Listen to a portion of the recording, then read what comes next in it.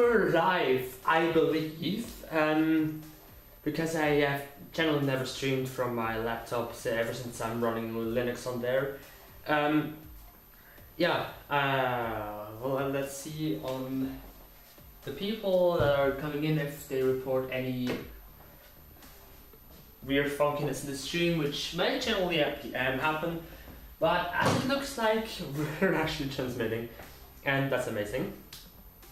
So today we're going to build a PC for myself, and well, I'm just gonna wait a little time and I'm gonna tell you about how it all came that I switched to Linux. Well, and I'm also not gonna install Windows on my system. I will not install Windows there. Clearly not. And so, let's see if chat is doing, if somebody's in chat. No. Okay, good. Alright. So, well, basically it came the way that I got so annoyed by Windows and Microsoft, how they handle stuff generally, and well, then I heard about Linux and I gave it a shot and I really liked it, even though like Doom Eternal didn't work for a long time because, well, we should all think about the quote from Linus Torvalds, where he talked about NVIDIA, that NVIDIA was the single worst company they ever worked with. So NVIDIA, F you, and that's what he actually said. You can go look it up, say it, type in on YouTube, Linus Torvalds, NVIDIA, and then you're gonna find it. So that's the reason I went with the AMD card. I don't want to deal at all with those bullshit NVIDIA drivers, if I'm really honest. I had an NVIDIA GPU to date. It was a pain in the ass, and the AMD drivers, they are just in the kernel. They just do not need to install any drivers. Like my system is, I'm just gonna, yeah, my drivers I can just install. I do not need to do anything. It's amazing. I'm gonna close the window. You can hear a tractor outside. And that's not really beneficial to the sound. Is already quite terrible because I'm using the mic of my laptop.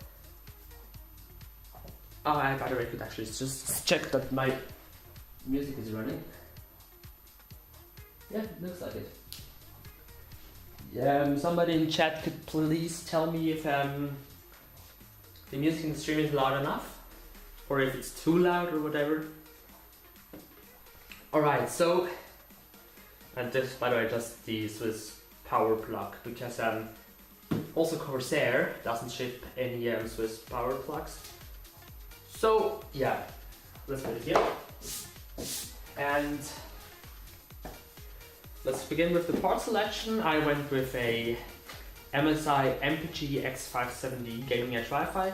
It's actually quite affordable X570 board, and it has Wi-Fi, which is quite important to me because I sometimes want to try out how things work out on Wi-Fi.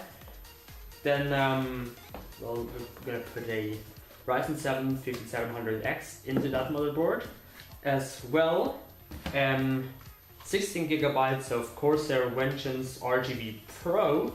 Yes, I went with RGB memory on this build, but didn't go with an RGB cooler. Then I chose a FireCuda 520 1TB SSD because it works nicely with this motherboard, because this motherboard has like an M.2 heatsink, and so yeah, with the Corsair MP600 you have the problem to plug it in correctly and with the cooler on it, and I did want to go with the upper slot.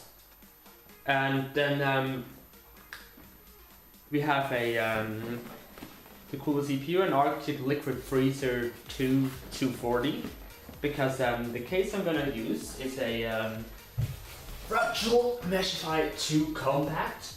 I love my case really a lot. I also generally love the Meshify series from by Fractal, also the Torrent series. Both amazing cases. I must say, currently one of the best case manufacturers in my opinion is Fractal. They really do a great job. It's a Swedish company. And then we have a Corsair RM750 2019, and to power everything, and as a GPU, as I just said before, we went with AMD. I've got a Sapphire Nitro Plus RX 66, Radeon RX 6600 XT Gaming OC, Yeah, that's basically what I have so far, what I have in terms of parts. Alright, let's put away everything that we don't need right now. Motherboard I need, CPU I do need. The cooler, that's actually a thing about you need to consider when building with a liquid cooler. The cooler is one of the last things you're going to put into your system. And I also need my iFixit kit. Alright, so I'm probably gonna switch inputs real quick. Give me a second. Let me take my mouse.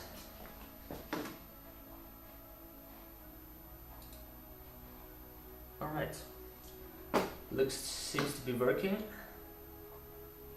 Alright, so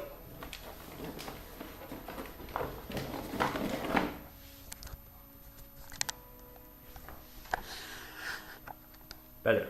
Alright. So yeah, there was still have an Apple Watch. It's really nice. Wi-Fi antennas I need to I'm gonna take them out later. Save the cables, I'm gonna leave them in here for now. Yeah, I forgot.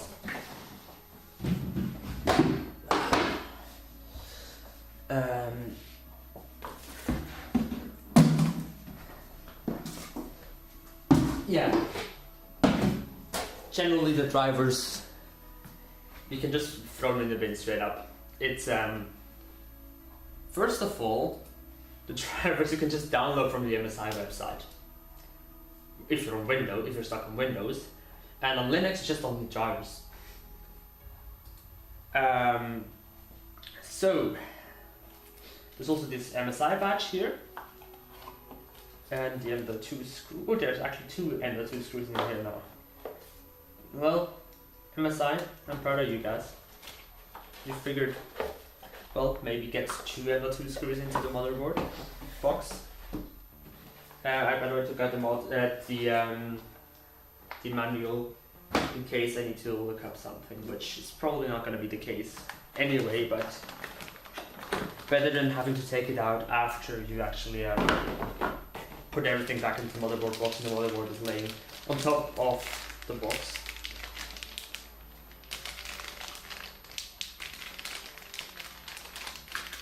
Better just taking out the motherboard out of its ESD safe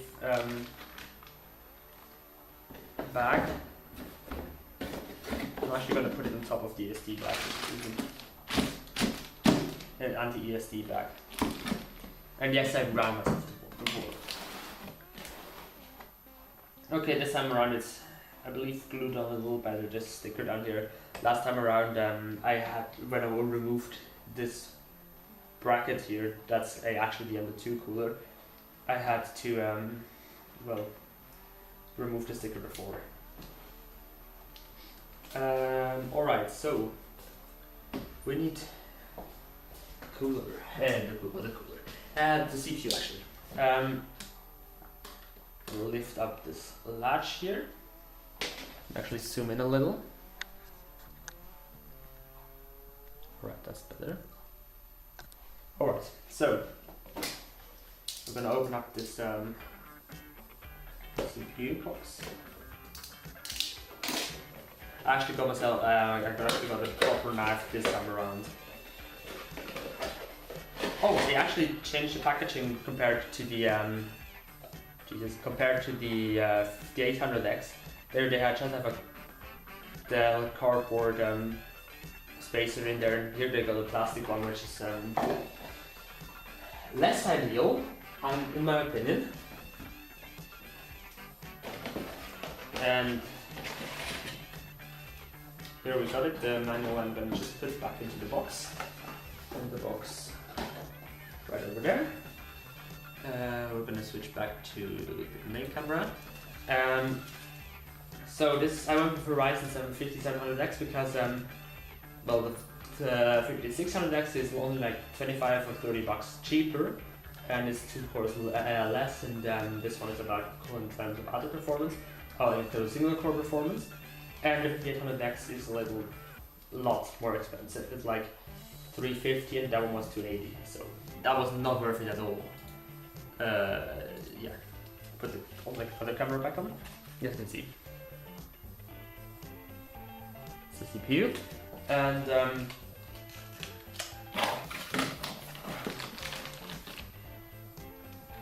let's check triangle. The triangle is on the motherboard. Here you can see the triangle is here. Probably you can't see it, but yeah, whatever.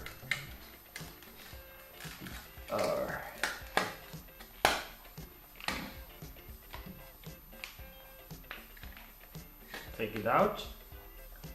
Golden triangle is always in the lower left corner on AMD CPUs. And it's in. Give it a little wiggle. That to ensure it's properly seated, and then push down the arm. And then we're gonna zoom out a little. Oops, wrong direction. I'm gonna probably not be able to even put the sticker onto the box of onto the case, because this case actually has a whole front mesh, yeah. So now it's time for the RAM.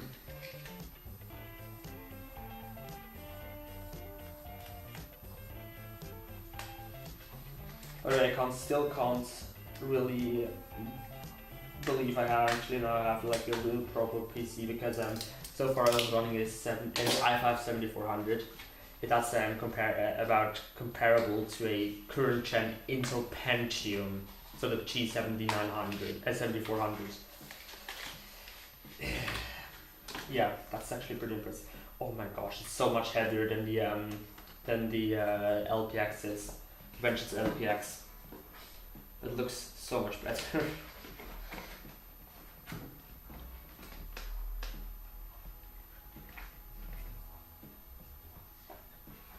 On this motherboard, as far as I know, is oh, they actually pulled out the tabs first. Okay, so we're gonna switch back to the other camera. This one actually, combination. We're gonna actually put in the RAM into the slots that are further away from the CPU, leaving one spared.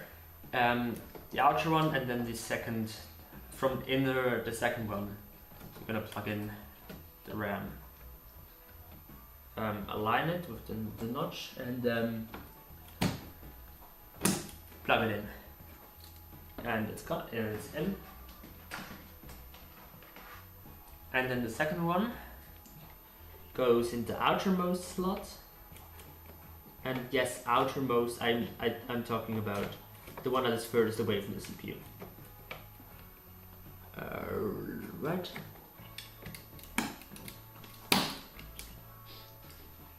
Alright, so RAM is installed. RGB RAM memory looks so much better. RGB memory always is a must to have. I mean, compared to like the LPX, it was like $3 more, so more than worth it, in my opinion. There are things that are not worth it. For example,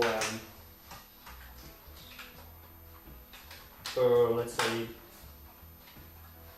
blowing your whole budget on a GPU, then going like in i3 and then it's 3090, so 1200F, or something that's things that are generally stupid, considered to be stupid. Going with a AMD CPU in the lower end from the current gen, the current low end AMD offerings, they're terrible. So now it's time to unpack the fix-it kit and get the screwdriver out. We need a very small scale screw driver for the screw bits for this part of the assembly, because well, the screws don't need to. Oh, that's actually one. That's actually not small. One that's one a little too big, I believe. Yeah, too small. Yeah, that's better. Okay. And the last one is captive for some reason.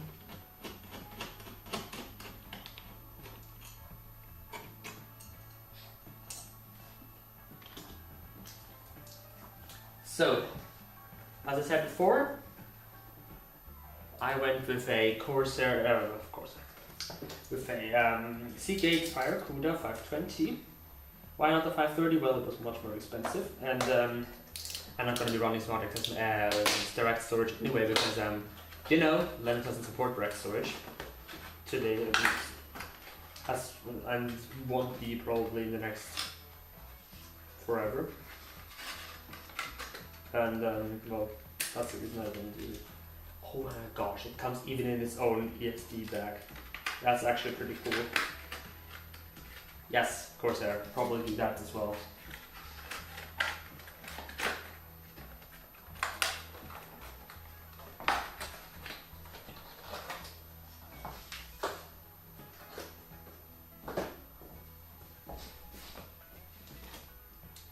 Alright. Unwrap it. It even has like one of the ribbon part thingies up so. Okay, it looks actually pretty cool.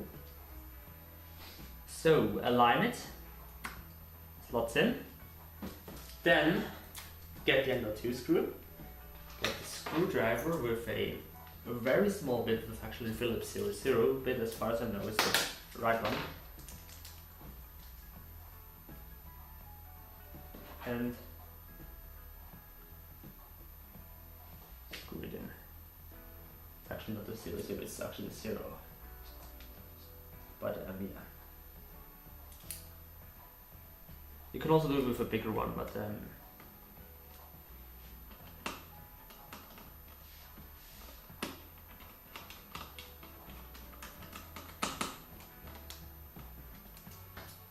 alright, so let's get back to the Philips one and put away those things here.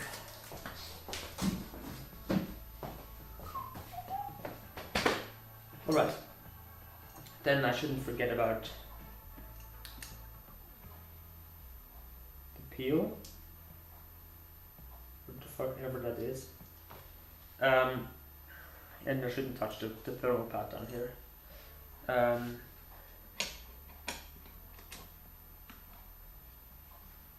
Alright, that one worked way better than it did last time I moved this motherboard. The time before, I don't remember at which point I did. Yeah, that was actually when I built a PC for my dad. That was the first time I built this board. Alright. Then I screwed up actually, and didn't manage to really position the bracket here correctly.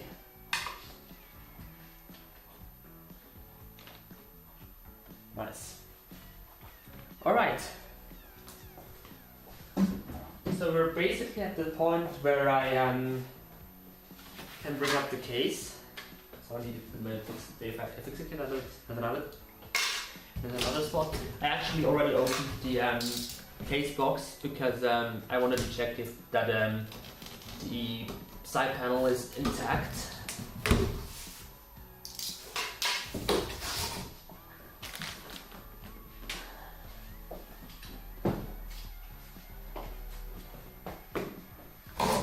Oh my gosh, no, never they did that. This box looks so cool inside. They actually put the Fraction logo inside of the box, like 100,000 times.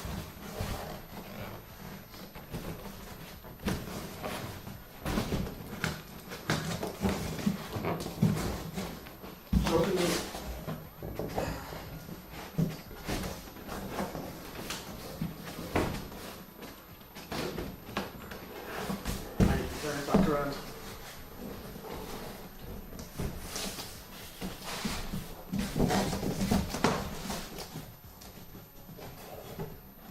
I need to bring the handles out. Because that's what the case gets stuck on. And now I'm trying to slide it out.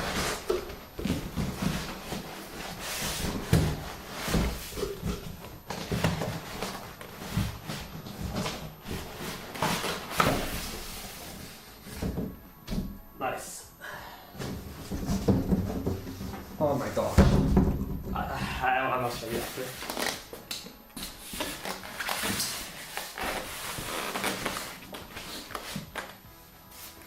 Actually, I really love this case. It's like one of the coolest cases that looks out there. Got some what's it actually called? This packaging material in English. Let me check real quick on the chat. Okay. So if you didn't notice, I'm wearing a GPU t-shirt made by from LTTSO.com. Actually, they really are cool.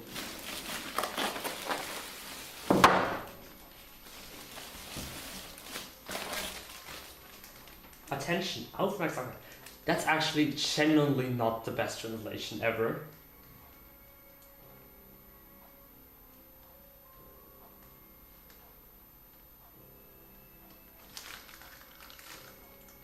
Okay, cool. There too.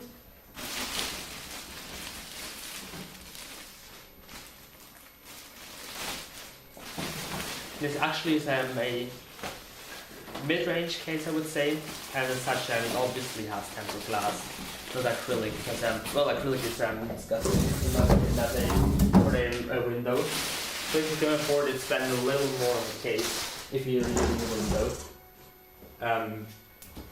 Ow, that was actually, I got just grounded the case. It's a top filter that's probably not even removable, but alright, it actually is removable. Oh my gosh. This filter is huge, Jesus Christ.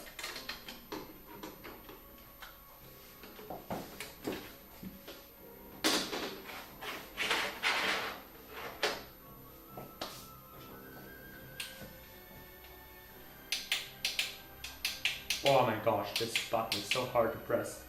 The another thing is the USB Type-C port won't be working on this case unless I can find a adapter for internal USB 3 to USB 3. So you could choose 1 by 1 to USB 3.2 2 by 2 adapter, internal adapter. Yes, there's genuinely adapters. Now let's figure out how this. I will leave this case as a tool as glass mount, side panel mount.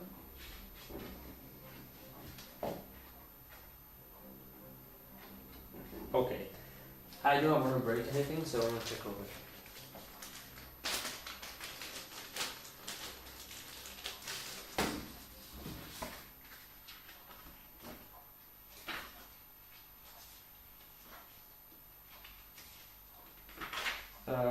Go this guide.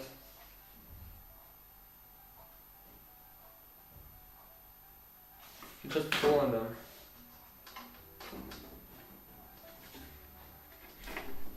Now. Okay, that's cool. I didn't dare to pull that as much as I needed to, and so that was the problem.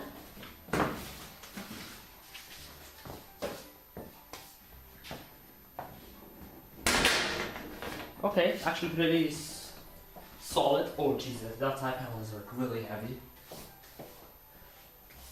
So that's a fractional torrent. Like that is really light. And you can actually also, I believe, I'm not sure which side it is though. Yeah. Just open the front, and you're gonna have access to the filter, which is located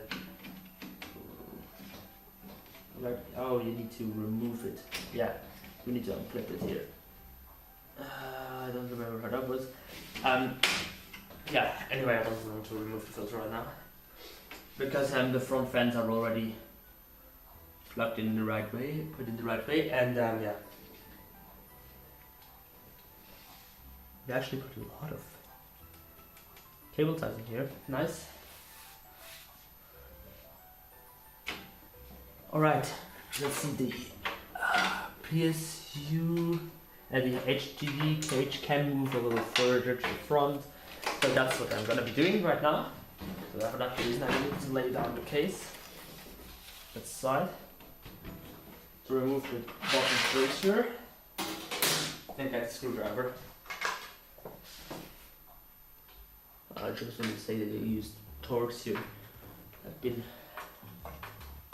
actually a little too tight for my liking.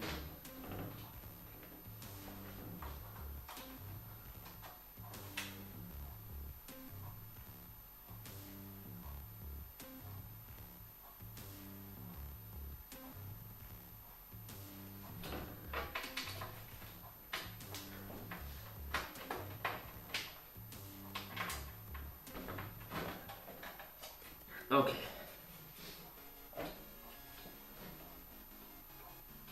I just moved the hard drive cage all the way to the front because I want as much space as I possibly can for the power supply. It's actually a fairly long power supply. Okay, good. Put the filter back. Perfect.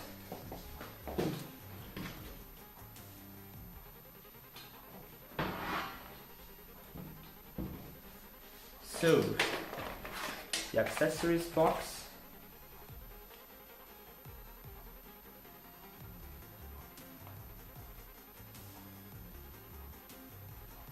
Yep. Oh, they have actually cable ties in there as well. I was just reading the what's that? It's like a wire? So cool.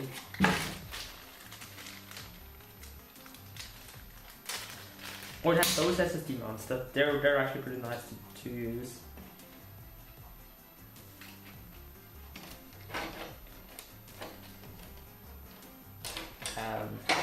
Oh, this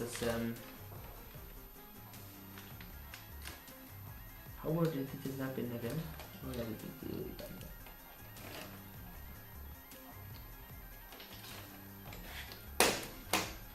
Yeah, they can snap in. You can remove the cable channels on this case. That's actually a good feature.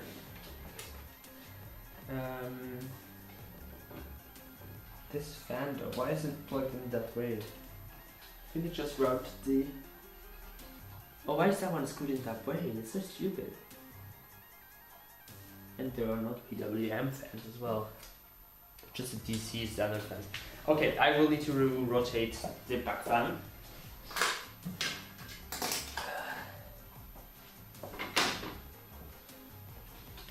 For that reason, I'm gonna switch over to the other cam.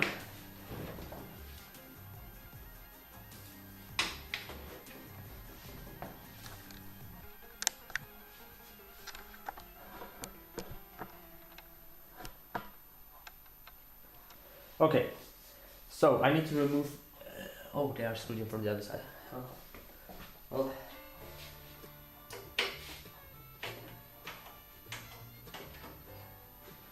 Always the fan screws are very have a very steep thread, and that's so they're faster to mount.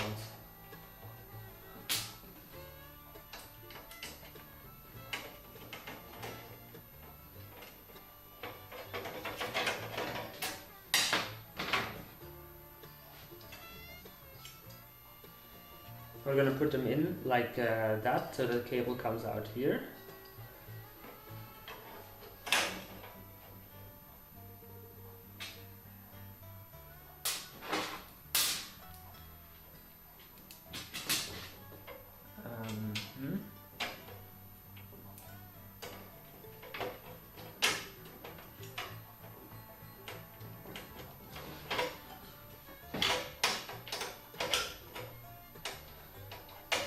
So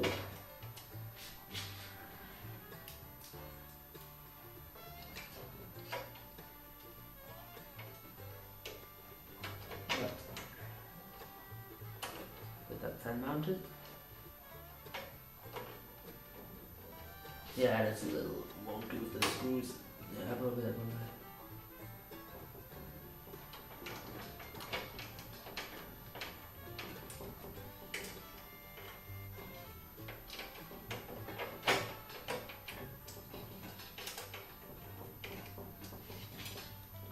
Alright.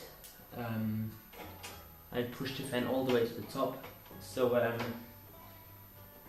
we're gonna have a better exhaust from the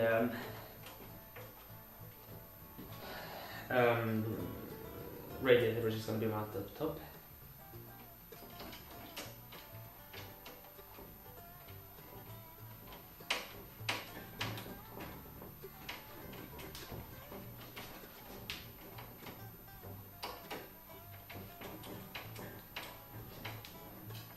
Wow, that's flipping tight.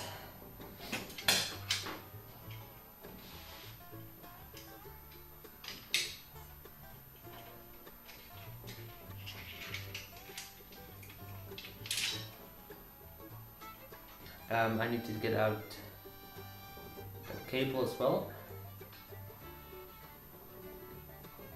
So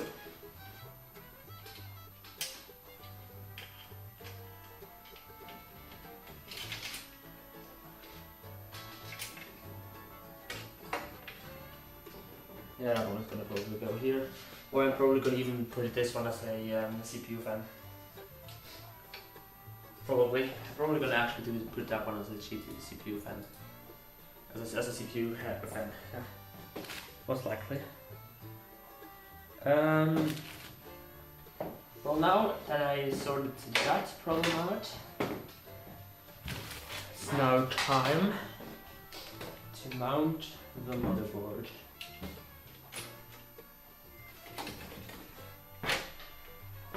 Yes, I mean I could put it in vertically, but it's so much easier to work in the case when it's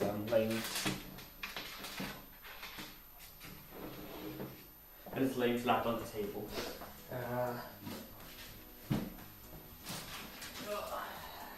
So motherboard is here.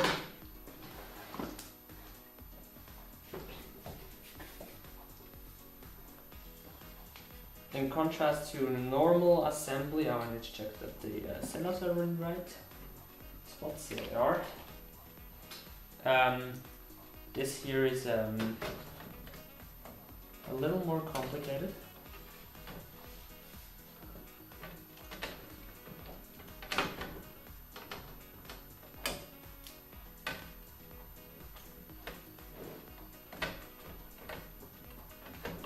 Come on. There we go. Okay. So motherboard is inserted.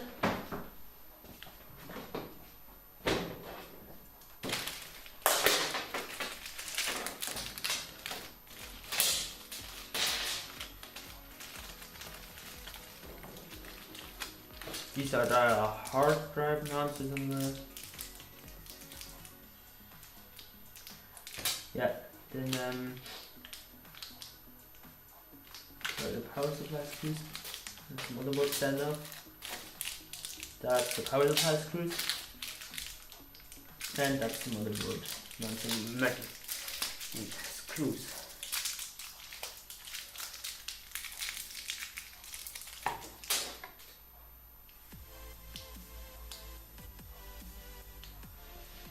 You really think the right ones?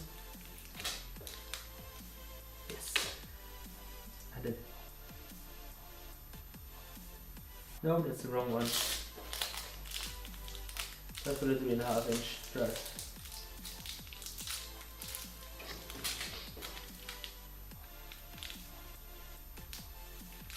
Come on, seriously, which one?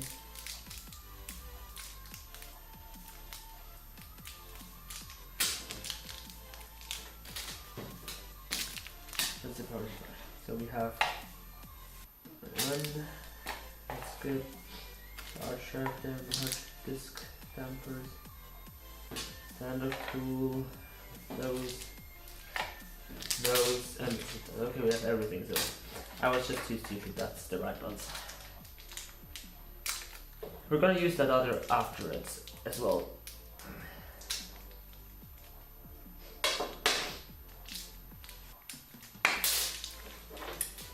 I always am like totally confused because those standoffs there, those motherboard screws, they're so small.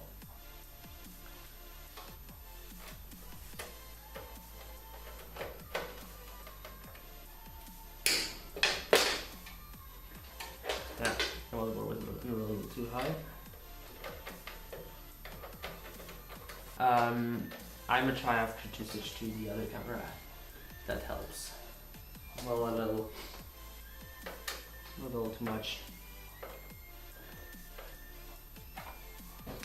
There we go. Second screw.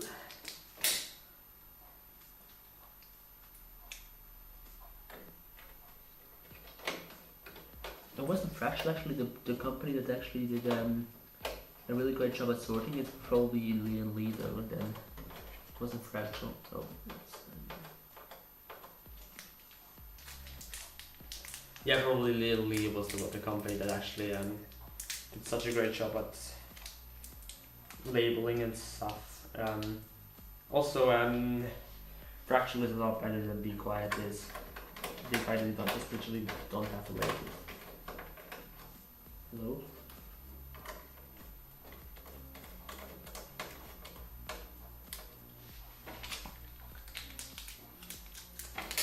On Be Quiet, guys, you just have a box in there with different screws and you don't know which ones are which.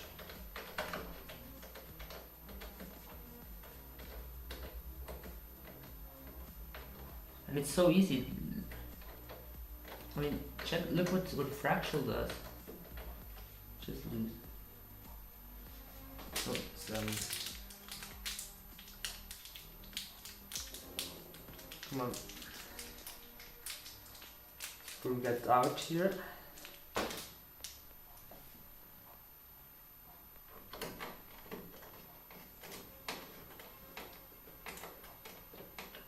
Yeah, I see there's a lot of tearing going on in this camera, Jesus Christ. It's actually pretty insane.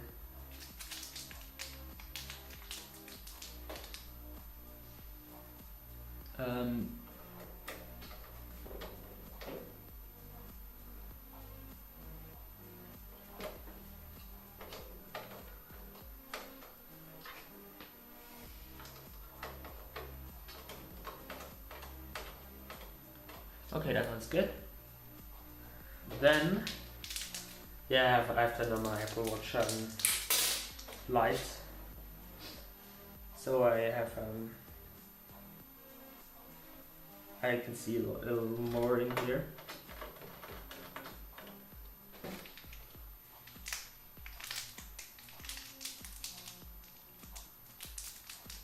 All right. Last screw. Number 8. Okay. So those ones we don't need. Yeah, that's the standoff tool. I'll go back into this bag here.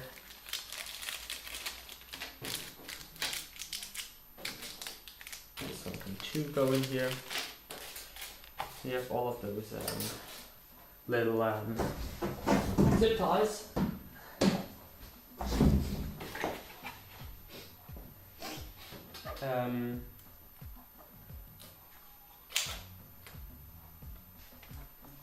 So we get back to the main camera. We're done with everything basically from what we need to do when it's upright, but when it's laying down flat. Well, basically I just need to take out the top panel at the top.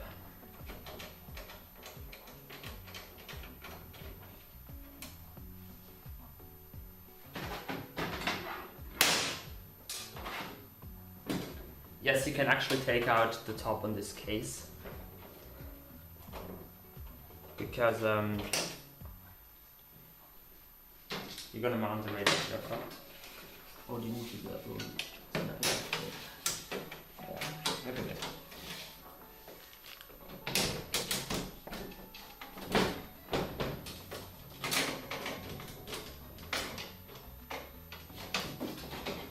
Okay. Top panel is all removed. The very top panel I don't need right now. The filter also not. And we're now actually gonna move the case to the floor real quick because I need to work on the radiator. So, Arctic Liquid Freezer 240. It performs it has a performance class of about comparable to an LHD 15. Not a very high-end water cooler, but still fairly good. It comes with, it's actually pretty cheap. That's actually the main reason I went with it. Oh, it comes pre-assembled. Holy shit, that's cool. But the problem though, I need to reassemble it. Anyway.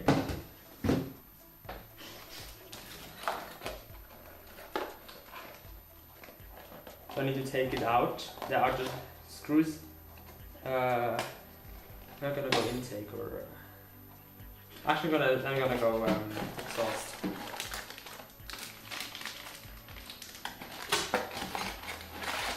How does the mounting kit? Let's see.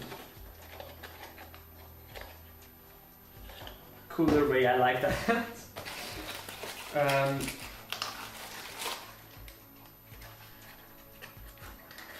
Okay, we need to apply this with thermal paste. There's no thermal paste included or what? Really?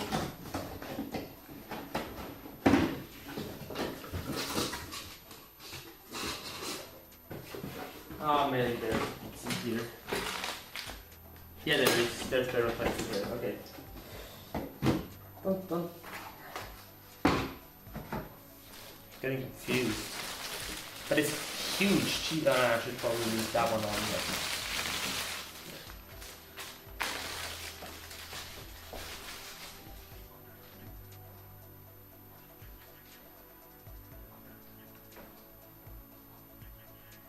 Actually, a little bird, I might need to front mount this.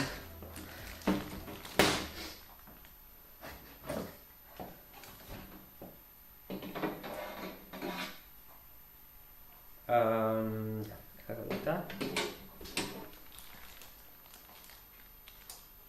Oh no, it's actually way at the front, all the way at the front. No, then it's no problem.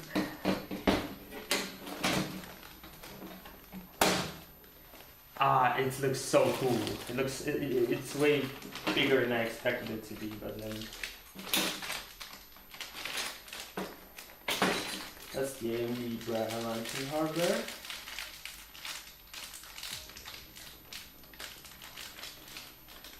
Cool.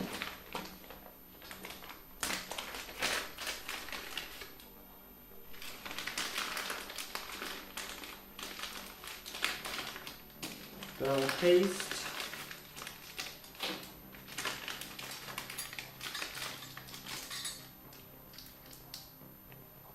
That to me looks like an Intel mounting kit.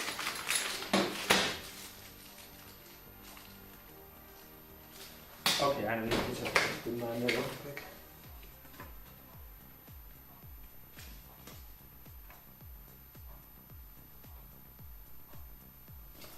Okay. That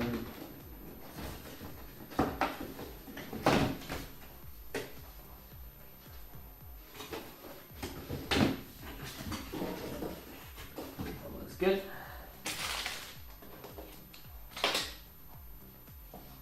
Okay, with the phone. Oh, there we go.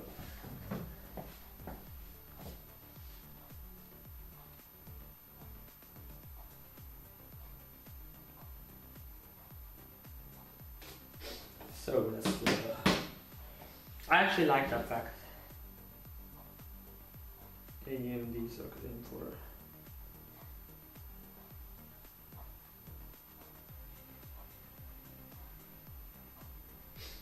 Yeah, I know.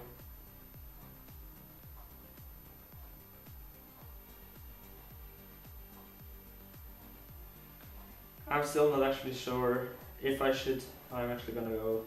Should I go pull? No, I'm not gonna. I'm gonna go push. Where?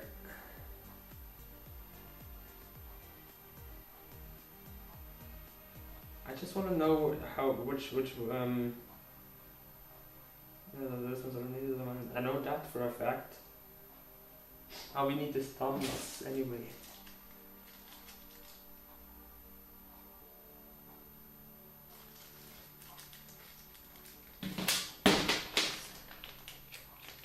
Where are they? Oh, they are in here. That's stuff we don't need. That's stuff for sure that's into the mountain bracket.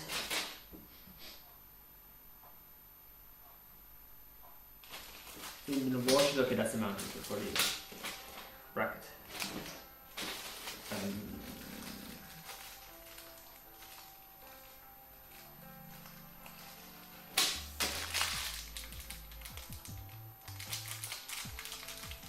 Okay, then the radiator screen are also in here.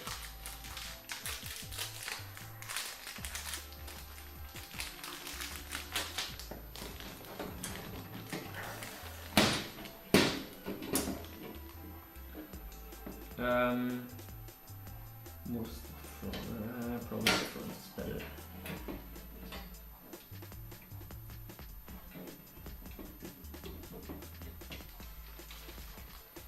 Oh, I forgot about the washer. I'm genius.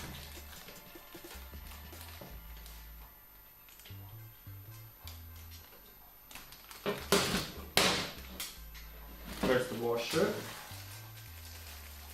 Where are the washers? Okay, there we go. Screw through a washer, through here into the radiator.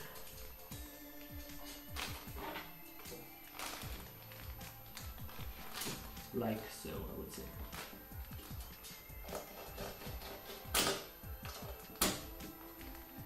So,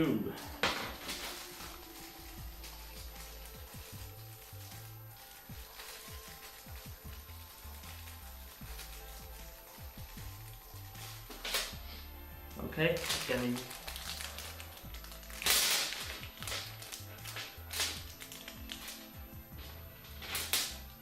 okay, I was confused because there were only a couple of screws in there, and I thought it was too little, but it's actually 8.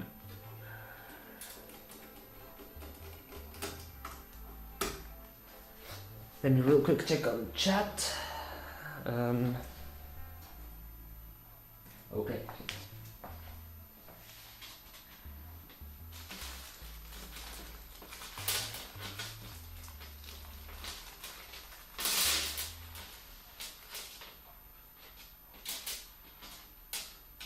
There are actually fan screws in here as well.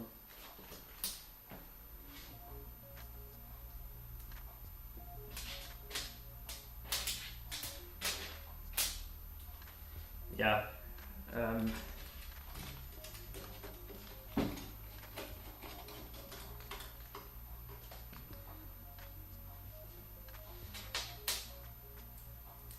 So, actually radiator installation is much more complex than installing a box standard air cooler, or even like the stock cooler in the case of AMD, a lower end AMD as simply CPUs, or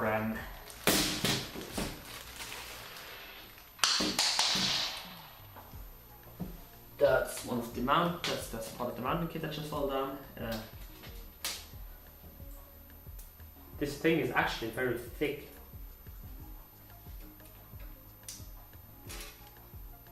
Didn't expect it to be that thick as it is, as thick as it is. But yeah, whatever. And yes, I'm actually gonna put in all 8 screws. May tag some more time than would need. Maybe more screws than it would need. It would technically need 4, or if your line is 3 or 2. but then more screws is more better, right?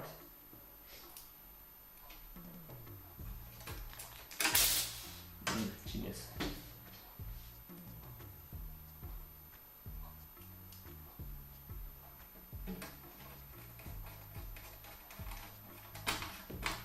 Fits perfectly, so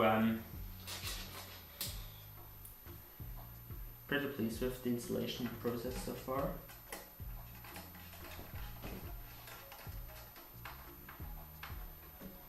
So now comes the question, is it actually gonna fit? Because my RAM is actually fairly tall.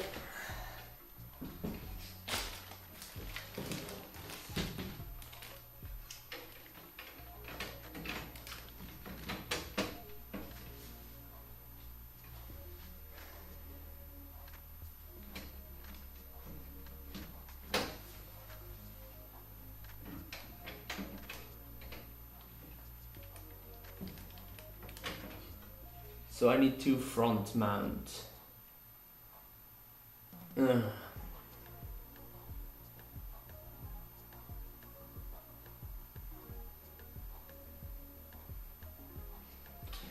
Yeah, I will need to front mount my radiator because I did check the height. But that's fine, I guess. Not that good for my CPU though. GPU though. Anyway, we're going to talk about that fact.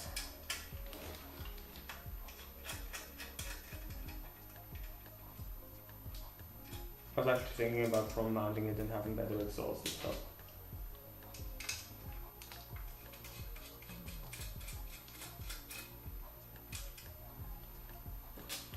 One thing though I might consider is moving the back side fan also to the front node and then have no back fan, but only top fans.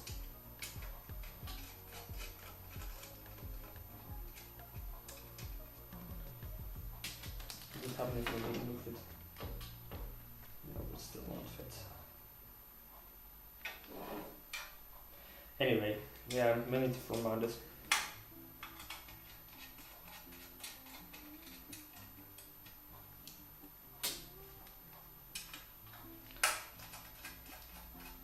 Also actually no problem for a radiator, but yeah, it's a lot more work. Just trying to avoid that.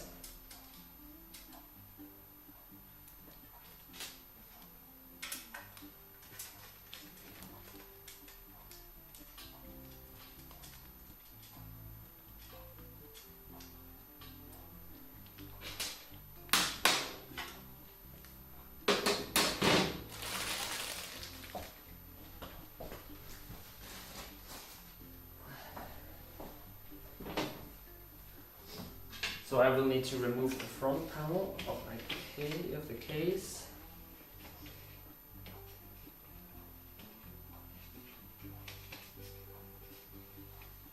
What's it again? I don't remember how to remove the front panel.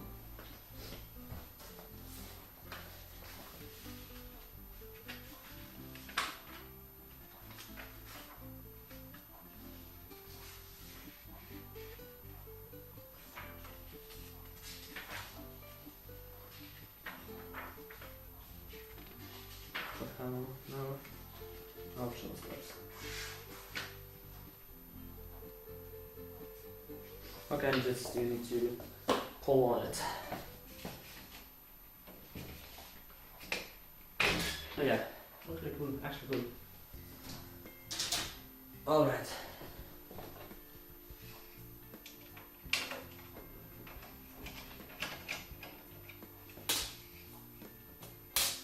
One thing though I want to check the first before I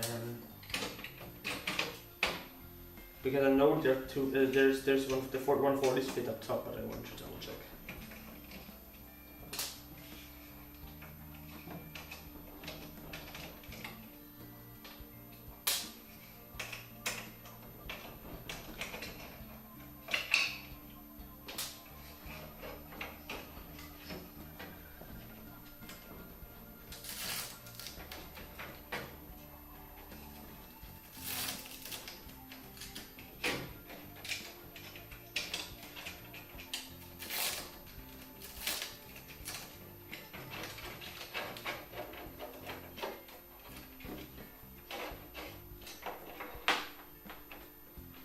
Wow, that's actually a insanely long cable.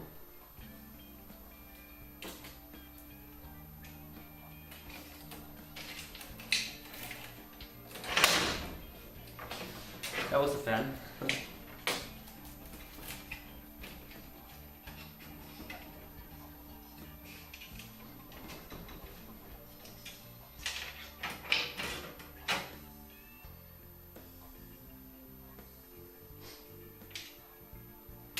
So yeah, that's probably fine. We go for our top intake.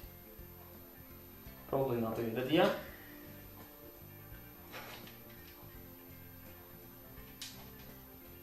Wait, and then we have a negative pressure setup that's good for the GPU. Yeah, that's good. It's actually better than the design I had in mind.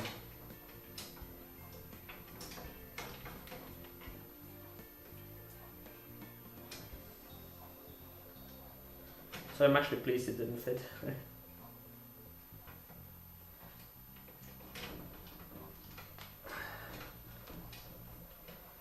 I hate I really need to screw them in, but come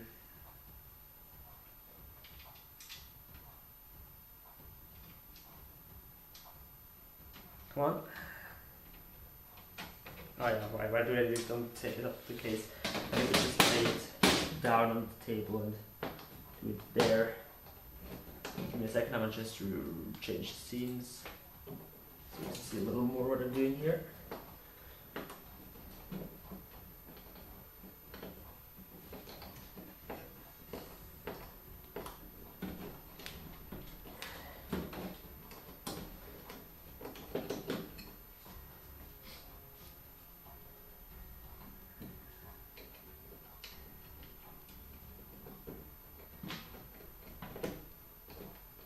Come on. Just go in as you should.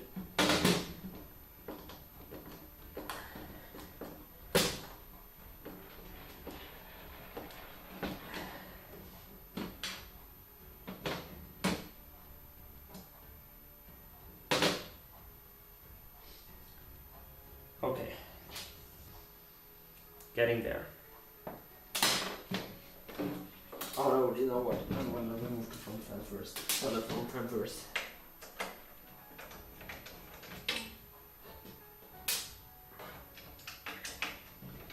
So the GPU actually has access to lots of fresh air, which is really good, because otherwise it would have been forced out of the back again.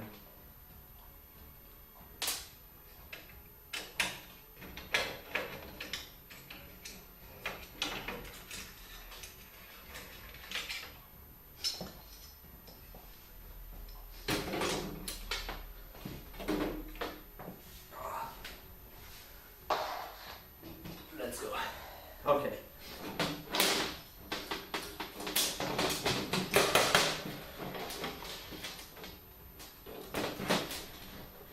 I actually started screwing the fan the wrong way around. It's going perfectly smooth. I don't know. It's a whole other story.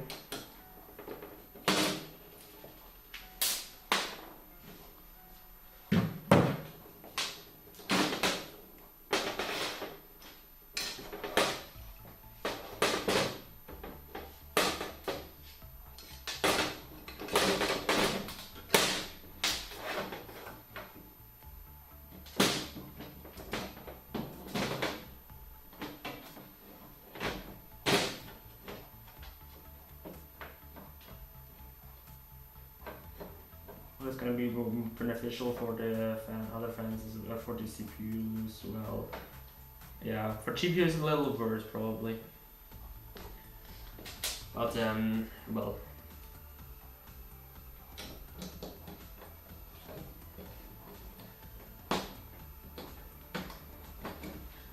Oh, come on.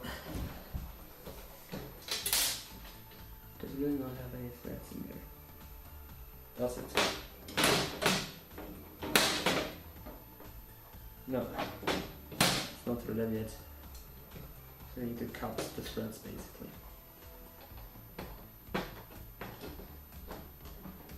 I'm gonna actually get like an after all, I have that in English.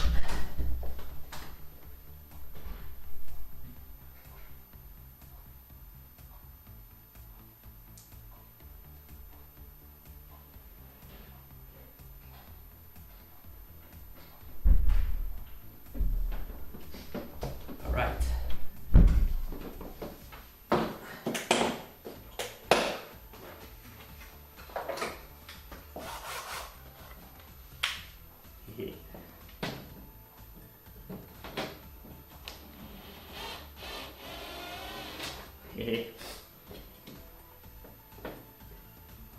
That's what I want to do as well.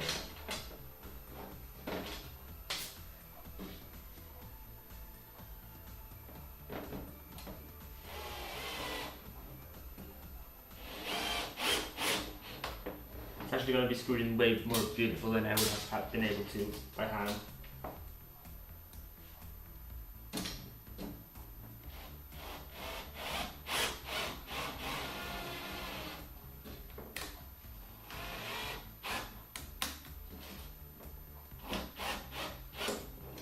Oh my gosh, that's too much.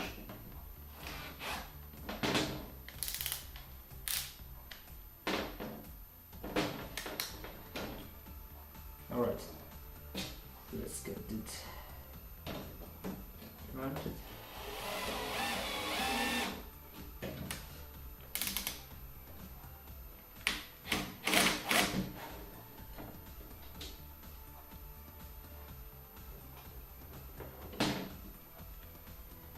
Newton meters of torque, it's actually not that much.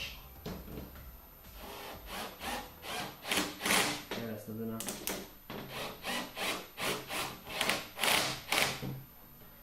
Yeah, I don't want to over tighten it.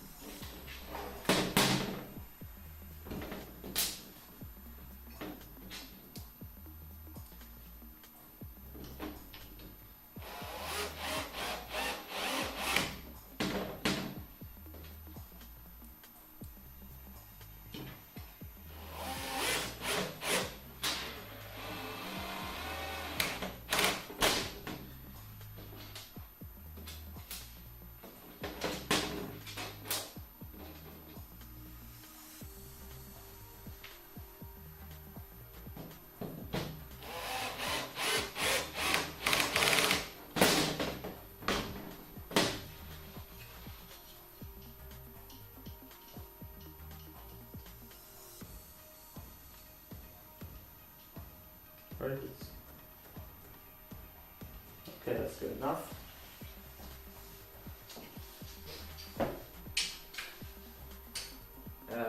I'm gonna get the case up.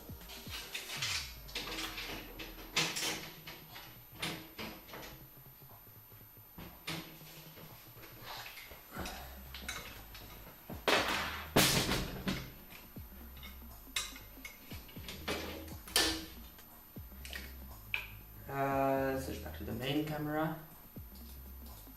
Alright. Put it through here. I might need to untighten the top hands a little, but yeah.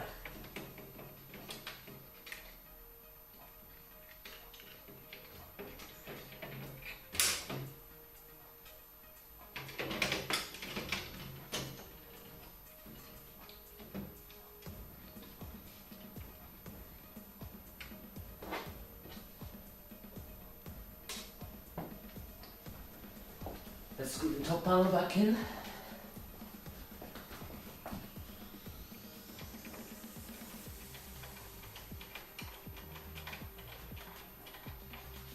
So let's get a little bent, but force it back into place. Screw. So, top exhaust installed. So, radiator time. Yes. The cool thing is now I have 3 computer fans to be pulled through radiator intake.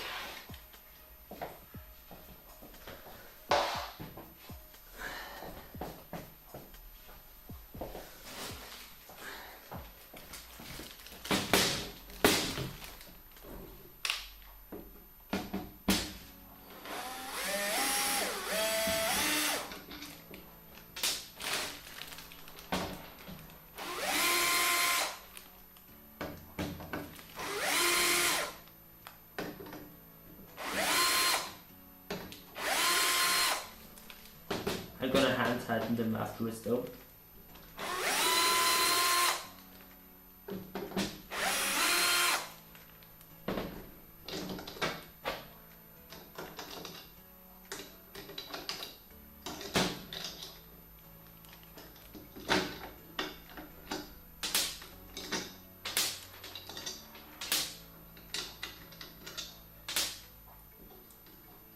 I didn't forget about one screw though. I'm very genius. Wait, did they have one single fan header? Oh, did they?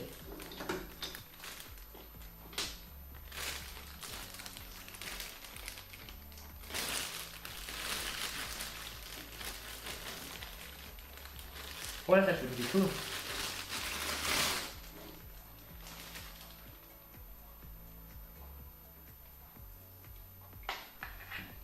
No, I'm gonna put that one back and see it sticks.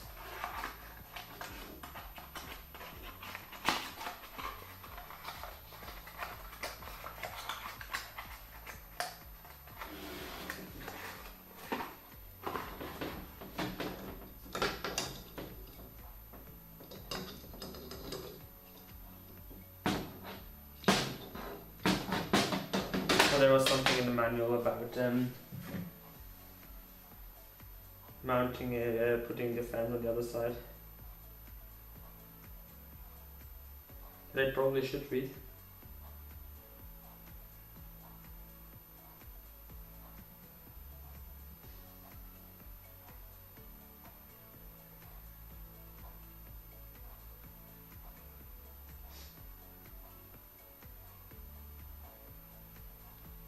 Oh, I just want to.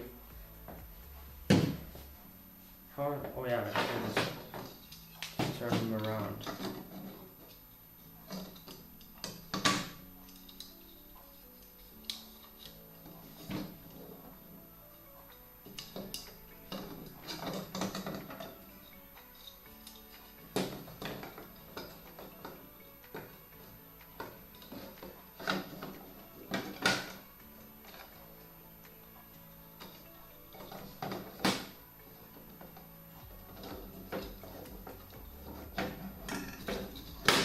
Nope, let's wrap it around for that one.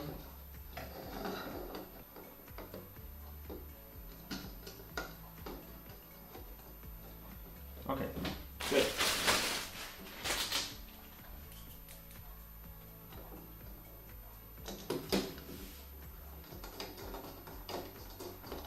Okay, that one is okay.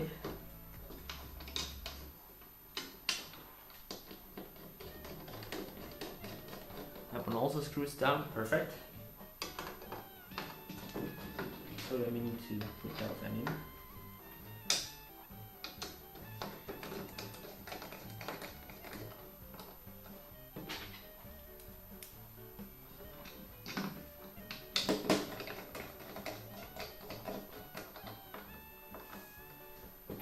All right.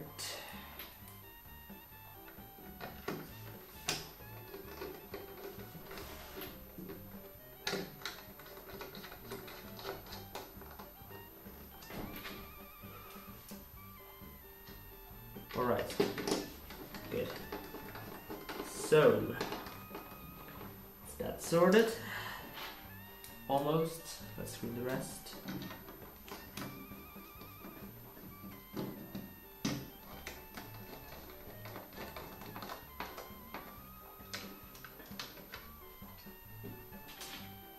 So now, now work. All right. Yeah, that's it. Now the case.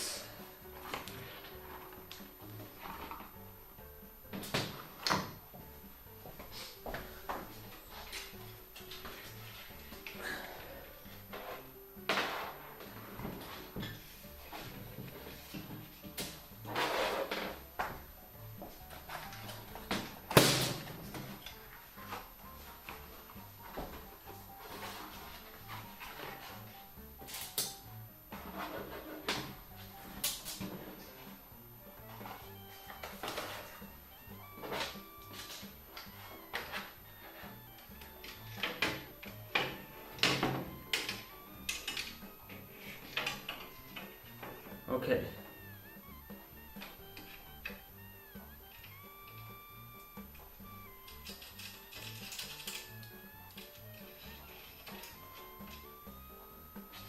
So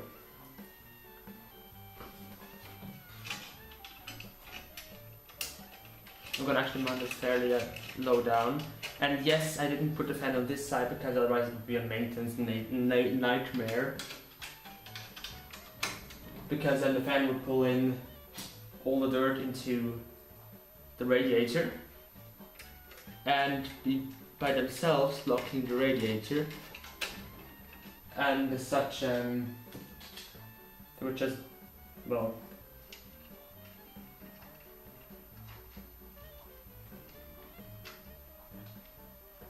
just make it necessary to remove the fans every single time I need to work on maintenance most PC. Which is technically not a bad thing because I like to do maintenance on PCs. But come on, seriously? But then you know that.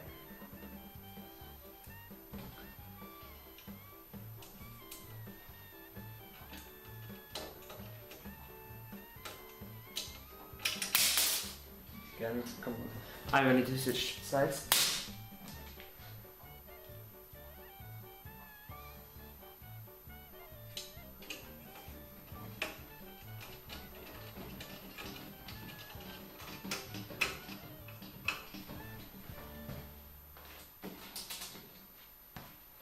I'm sorry that I'm standing in front of the camera. I'm right now getting the screws. The rest of the screws I still need to screw in to finish up this CPU cooler installation.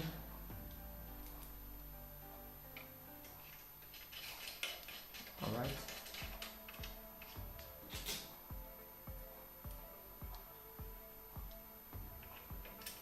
We're about 1 hour into this build and most of my time I wasted on the radiator.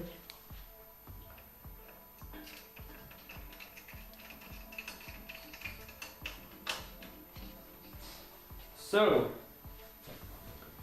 we have that installed now. So I probably need to lay down the case again to apply the thermal paste. I don't want to apply it like the piece of Copyrright.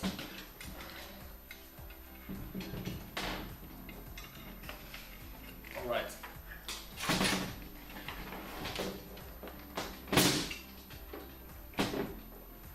And also I need to install the mounting hardware for the radiator.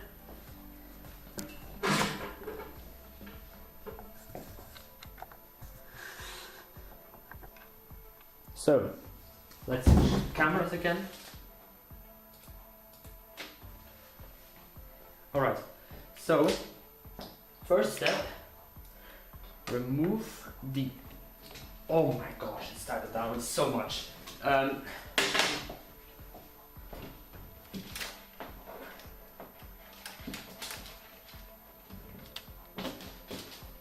believe this one has actually the mounting kit where you can actually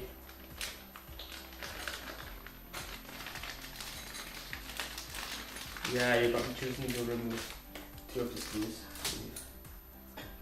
Yeah, have some of those. Which side or which way around though?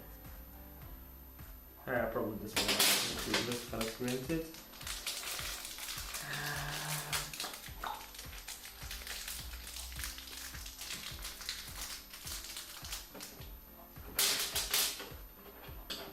Alright, first plan of action, remove the cross arm bracket. That's supposed to be installed. That's actually the bracket for the Ray Prism and some other AMD stock coolers.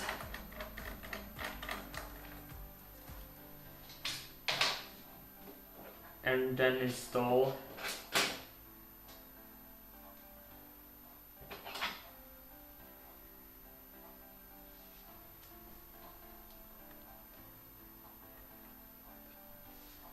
the right mounting kit. And now I need to find out which hole is for which one. Again, take a look at the manual. And actually I have to open the new page.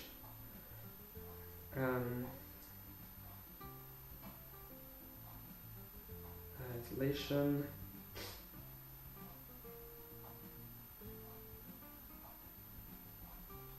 Okay.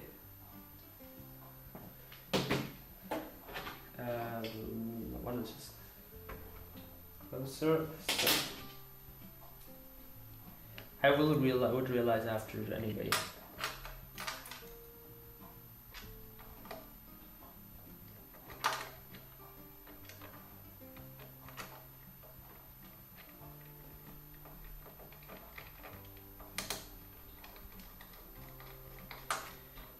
So that one is done, more or less.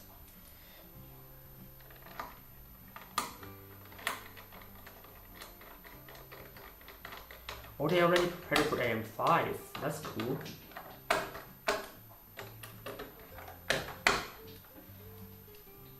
Because AM5 is gonna have the wider hole spacing on this mounting brackets.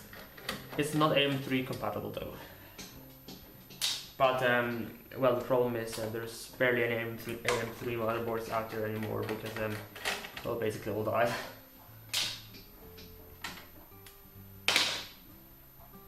Because well, motherboards tend in fact one of the components that's usually gonna fail on you, not the CPU. So, and as such, there's like way too many motherboards out there for, way too few motherboards out there for all the CPUs that exist.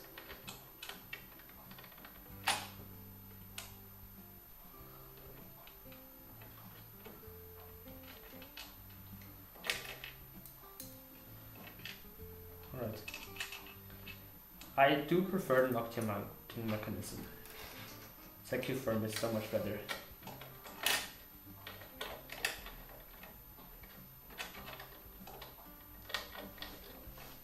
It's not bad by any stretch of the imagination, but yeah, the Nokia one is so much easier. Oh gosh.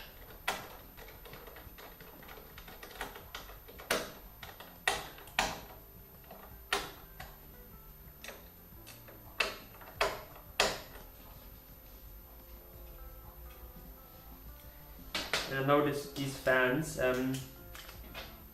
actually quite well because a friend of mine uses them actually. A friend of mine, we used them to build down the PC for the sister of a friend of mine, and they're actually pretty powerful. Oh yeah, and also my dad now has one of those in his system because he upgraded the GPU. The P12 PWM fans, front fans, actually.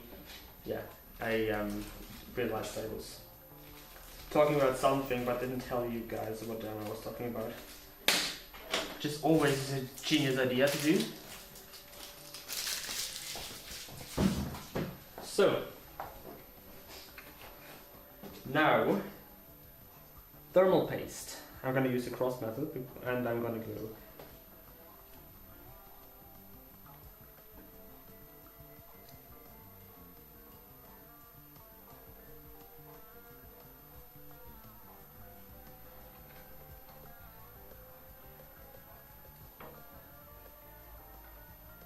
I'm gonna go with a lot of thermal paste.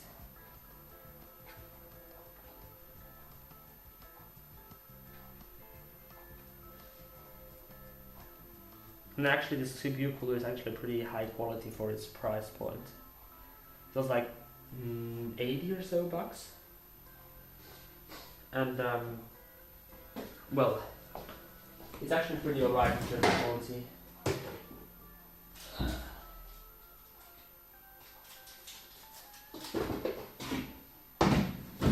At some point you get like the thermal paste, because Yeah, when I'm gonna do maintenance on this PC. Alright.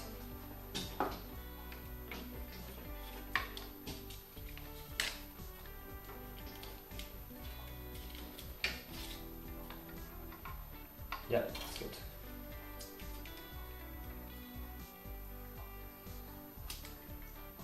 Copper heat plate, obviously.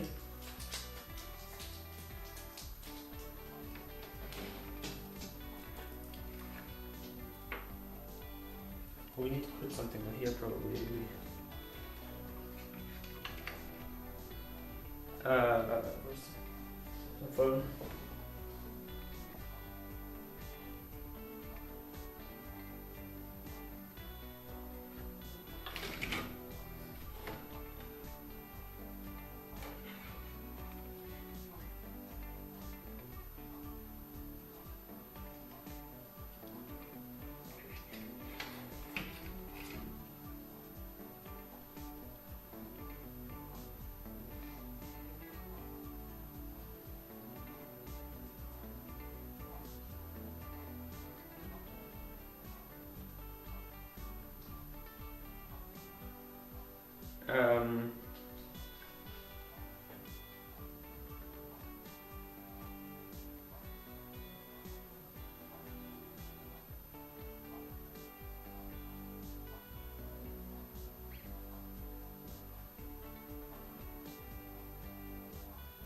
There are some other brackets I still need. Ooh!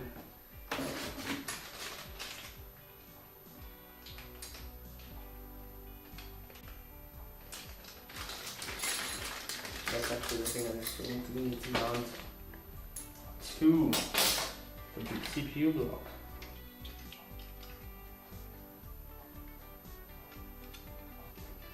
With which screws though?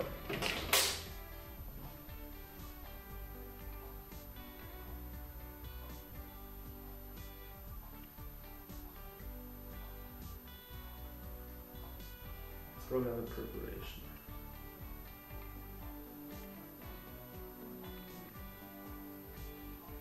Ah, the long ones.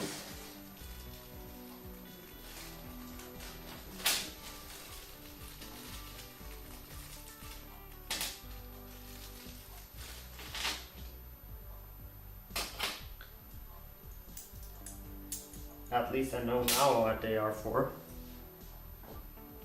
There we go. Searching for my screwdriver.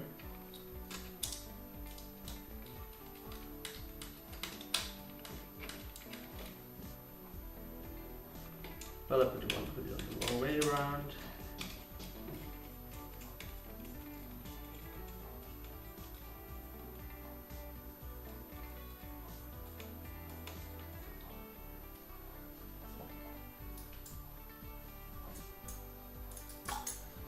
I'm so all over the place right now.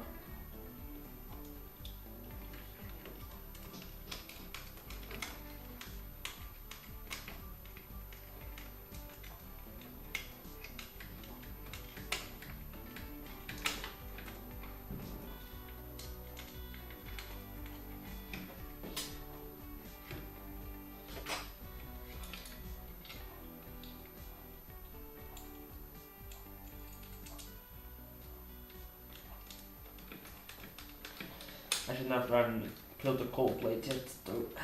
But well, we can't do anything about that anymore.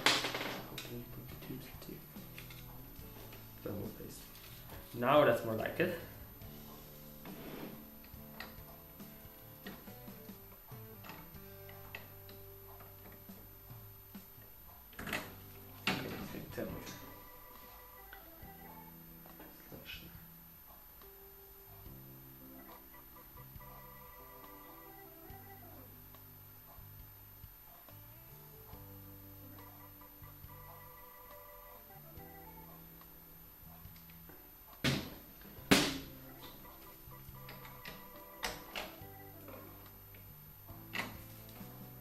I did do something wrong here, clearly.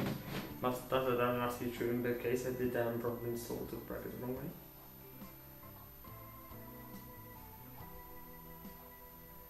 Yeah, I did.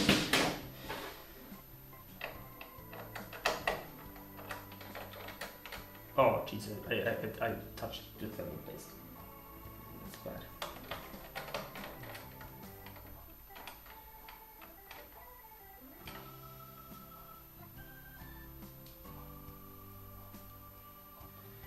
Yeah, I'm gonna need to wash my hands. Give me a real quick second.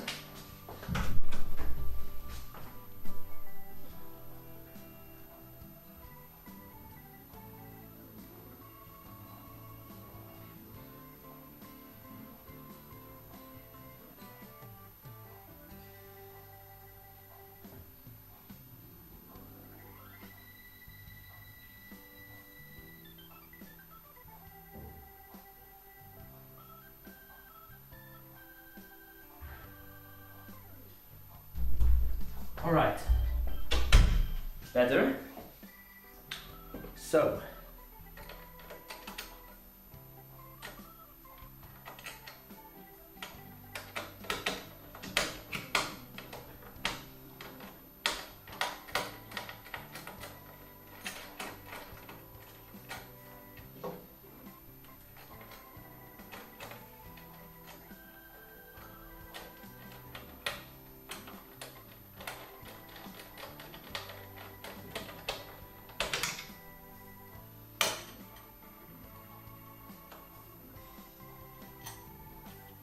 So,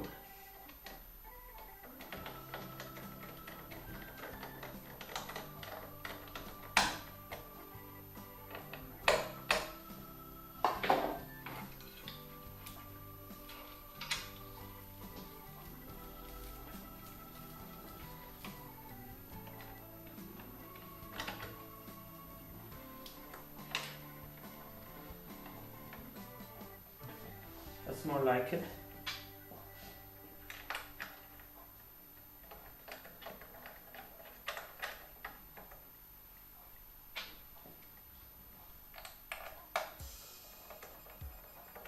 Yeah, I'm sorry you can't see anything. I'm actually pressing down on the cooler and also taking up the screws. It's not that easy.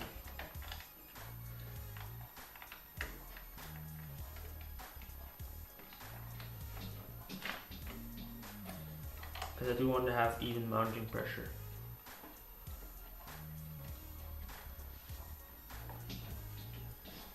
Screwdriver.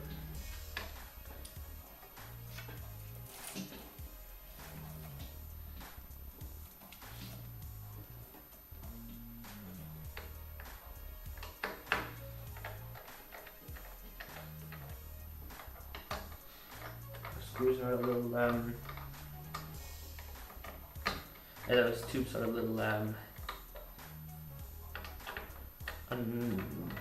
long for my case here.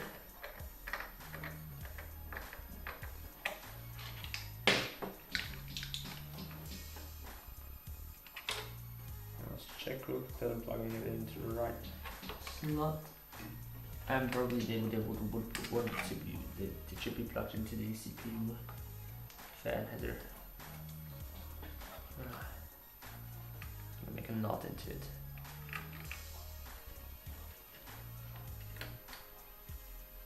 Or CPU probably pump though.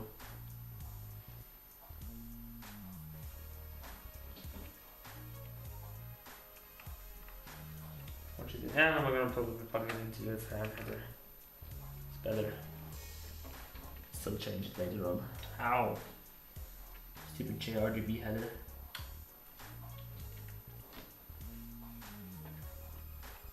So, that's sorted perfectly. Most difficult part is done now. So,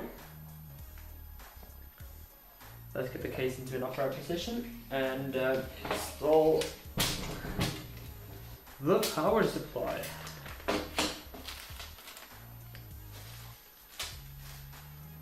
So I'm going to put the rest into here.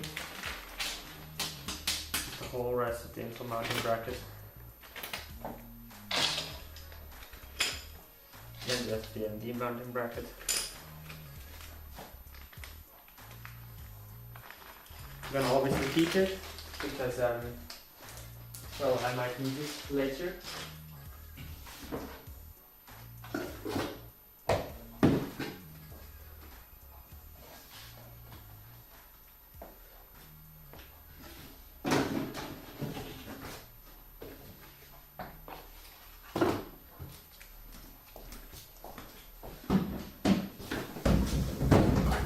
I have to bring those boxes out.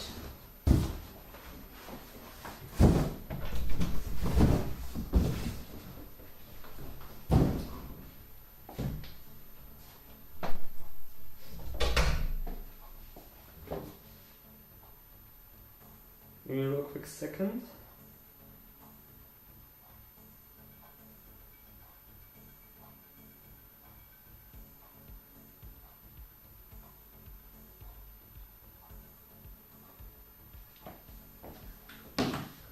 Okay, so probably let's tackle the mess first.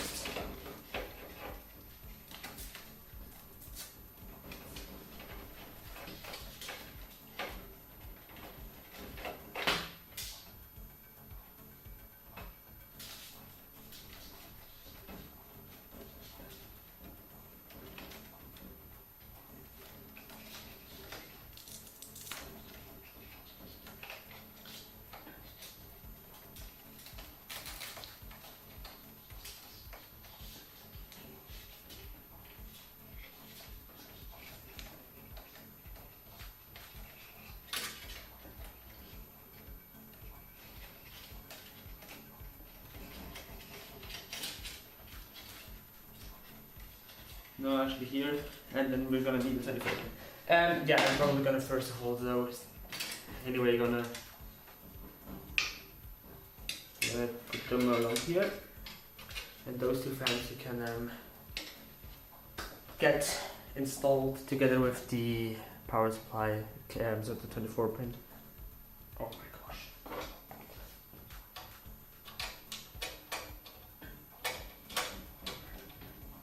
Come on. Oh, this is the wrong way around.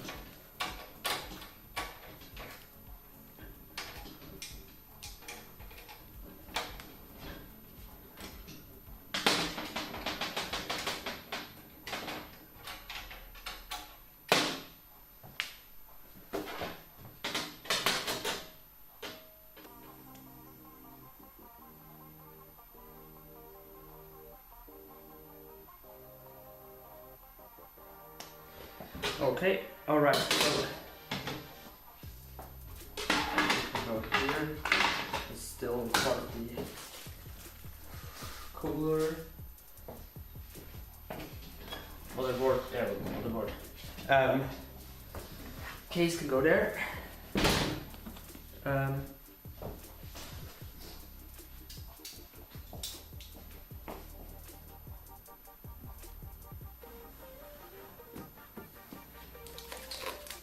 The nice thing about like those very sharp knives is well, they can cut stuff really precise.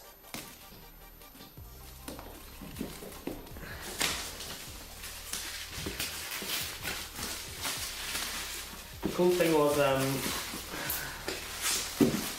had like to choose from a lot of different configs I already had prepared. Some parts of this are new,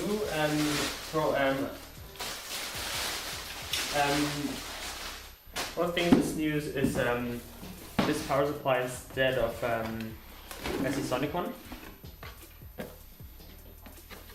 because I started to prefer Corsair over Sonic. Oh yeah, nice.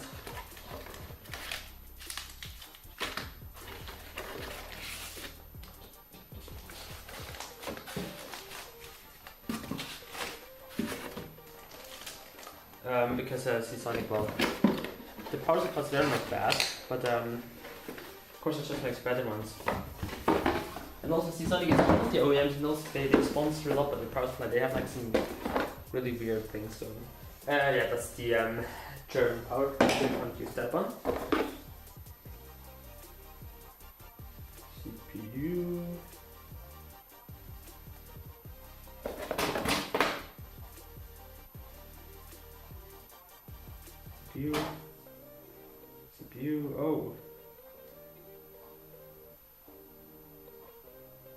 can split them yourself, or cool.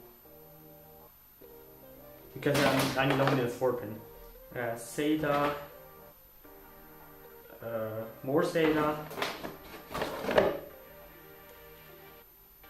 more SATA.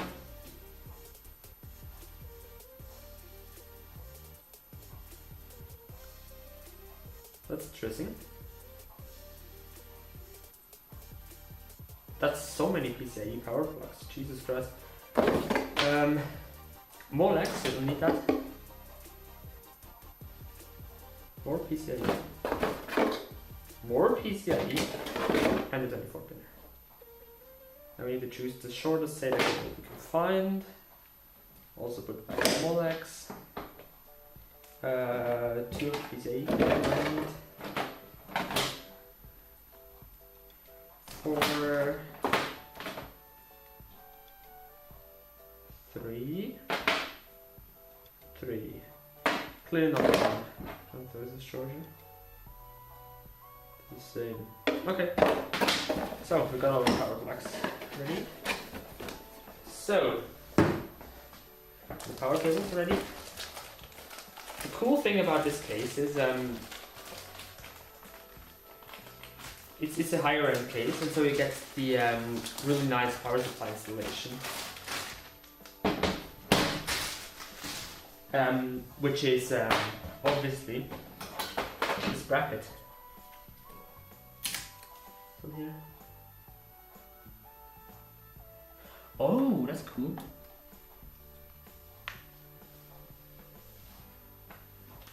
It has it has a silence mode. It's a silence by default, isn't it? Yeah, that's cool. I like it.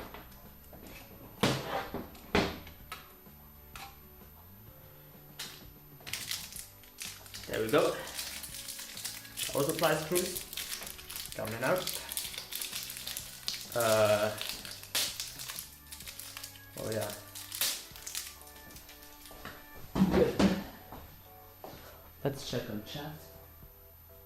Nothing good. Or not very well, yeah. Okay, that's the right way around.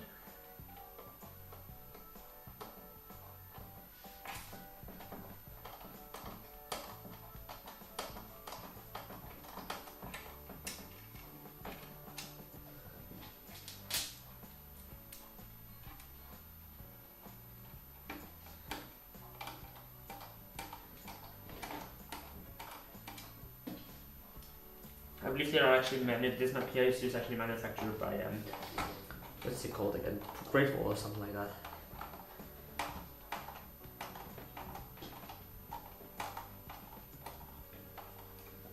And well, it's a 80 plus gold, 750 watt power supply.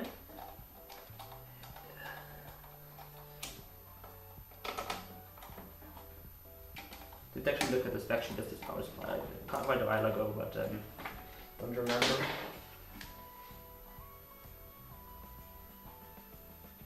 Yeah, on a 12 volt you can do 750 watts. It can do everything on 12 volts. So, power supply is ready like that, so we can get the 24 pin installed. See here. I'm gonna show you the other camera. There we go. So you can also see the other, the back side as well. So the front side of the logo. I'm checking by the way right now on where it'd be best to put this power cable through. It's here and the opposite way around. Like so.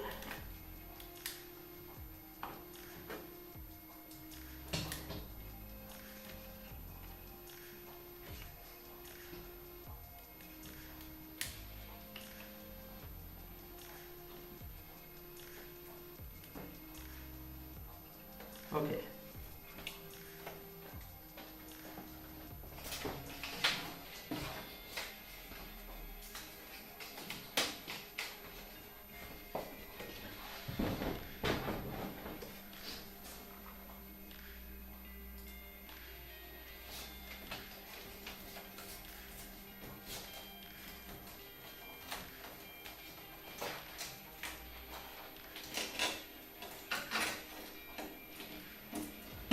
is okay.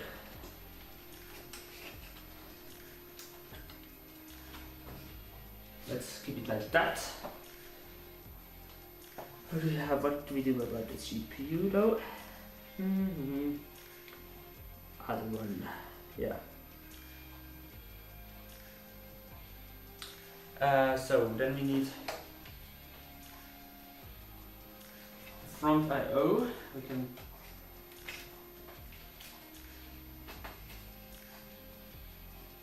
through pin through here with the USB header through here, and then straight up into the header up front.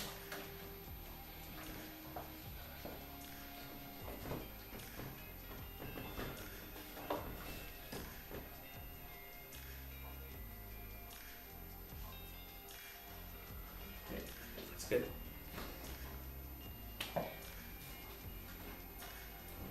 And come on.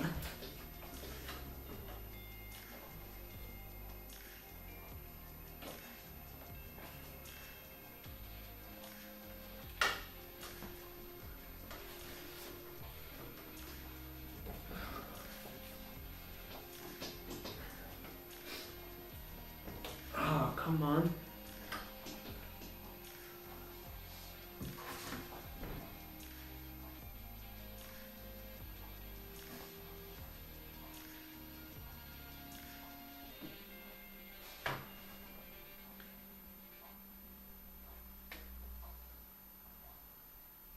Okay.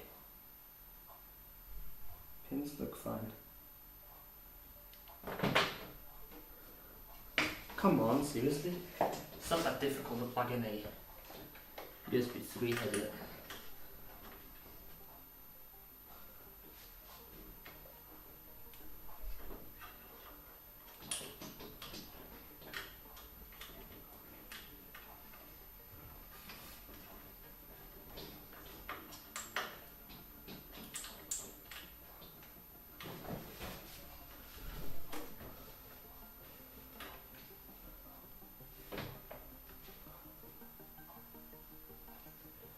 Seriously.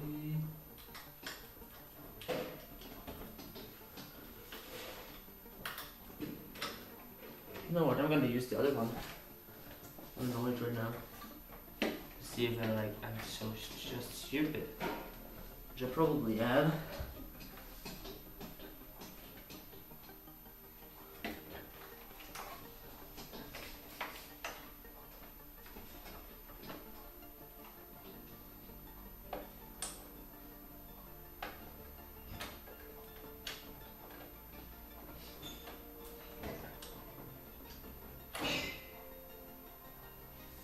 It was in all the time, was it?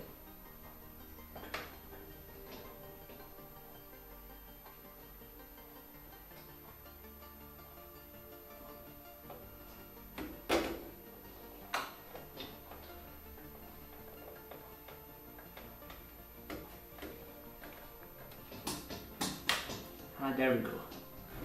Now it's snapped into place. Pull it out. And plug it into the sideways facing one.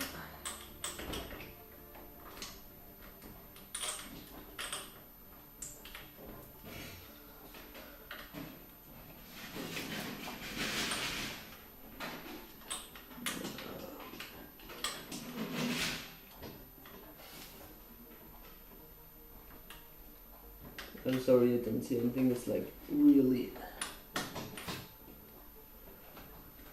You know what? Screw it. I'm gonna use the other one.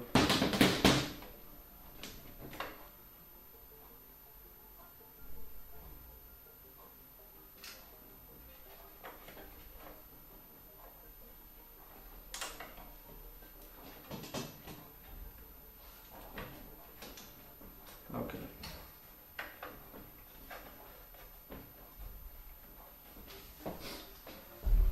Okay. All right.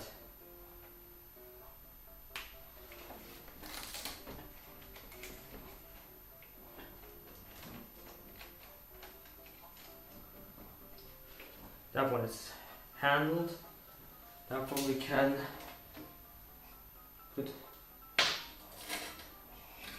somewhere where this is in the way. Like in the hard drive cases that I'm not going to use.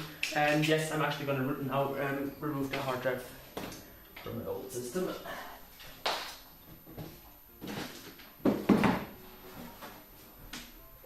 Jesus Christ. It's actually very old pre-built. I didn't build that all myself. And you can really see it first. Yeah, and that's that as well. There's actual screws. Not thumb screws, actual screws. To remove this iPad.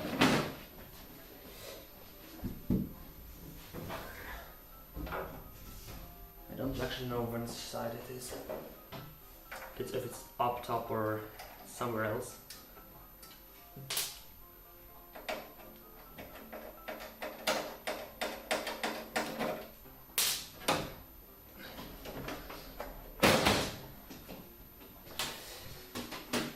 Let's see. Up top, okay. It actually is alright in terms of performance for a if you're looking stuff I do. But it's actually very astounding that I did manage to use it that long with that the performance it has.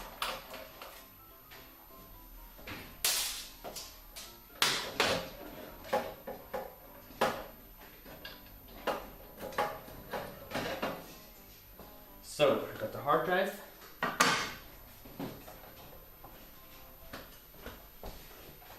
It's already so much lighter in this case. It's like most of the weight is the hard drive.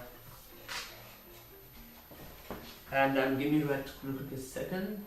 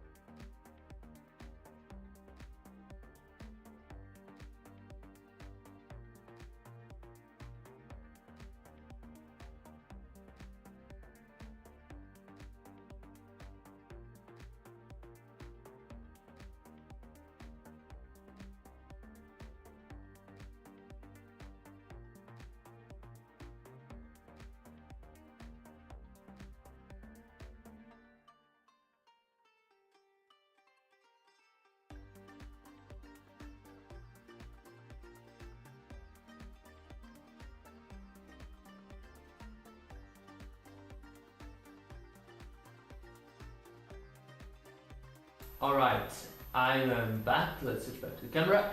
I don't know the other one. No, that's just fun. I got the hard drive. Okay. Need to remember what I just did. It's actually pretty impressive that I already forgot what I just did. Because yeah. Oh Jesus! Why I installed everything so much and sometimes so down so strongly that I cannot use my thumbs to unscrew. What undeniably is a thumb screw. Oh. Then let's not use that one and use that one. I don't want to move the hard drive cage again.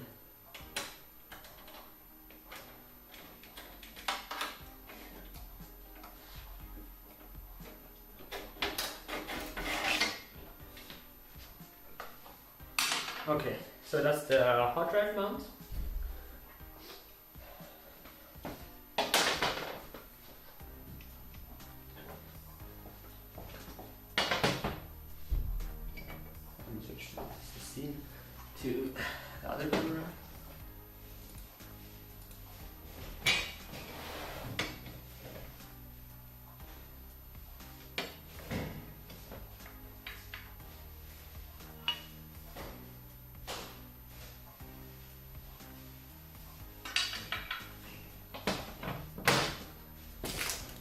the hard drive mounts.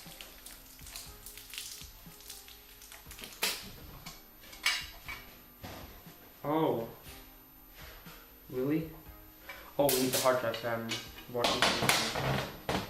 We forget dampers.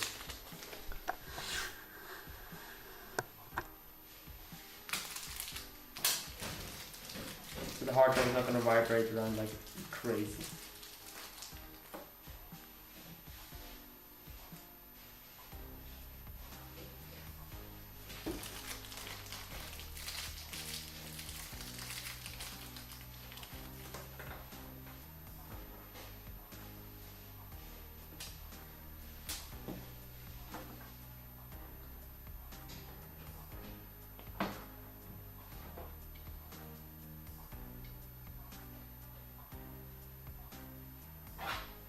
Yeah. All right.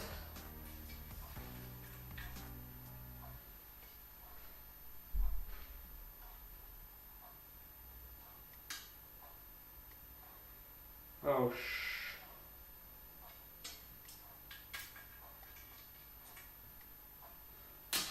I don't like that mounting mechanism. That mount, the way to mount the hard drives.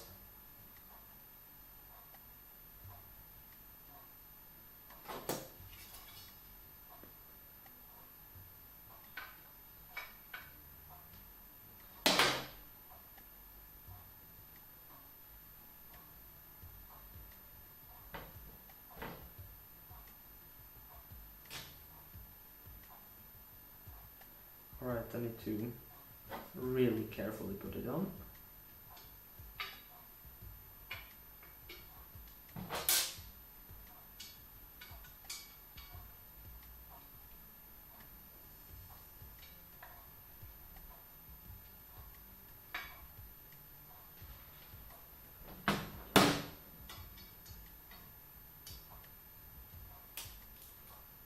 Okay.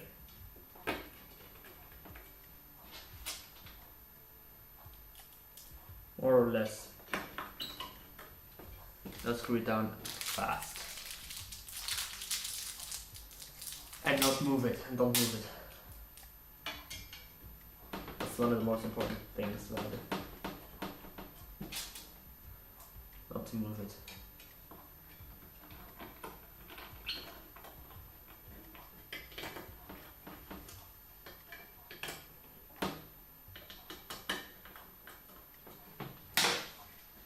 Yes, so let's get back to the main camera. Put it back in. Hello. But we need to tighten it down more.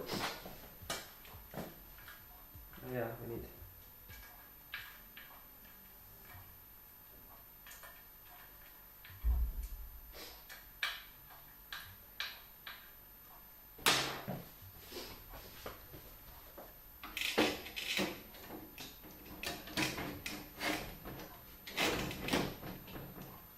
Okay, screw it in, and we're done with that at least. Okay, so let's now route the CPU cables. Yeah, that's okay. Oh, that's actually pretty cool. No pain in the ass to use. It's a PCA cable. It's cheap.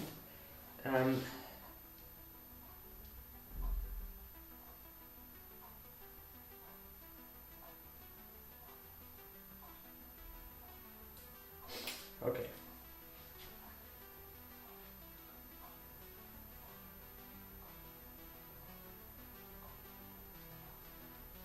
Okay, alright. I need to go through the top here. No, really? I don't want to bring it to the top.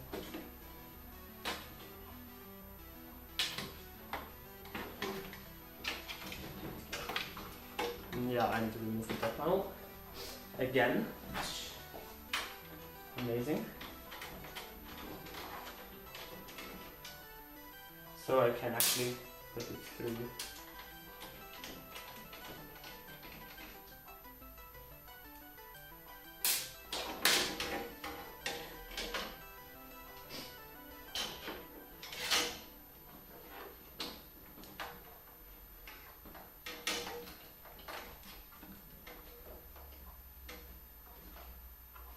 Seriously, other way around.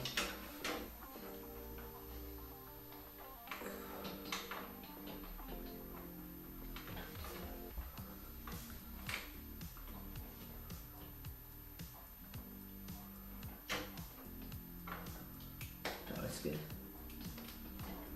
It's good. That looks like it's in.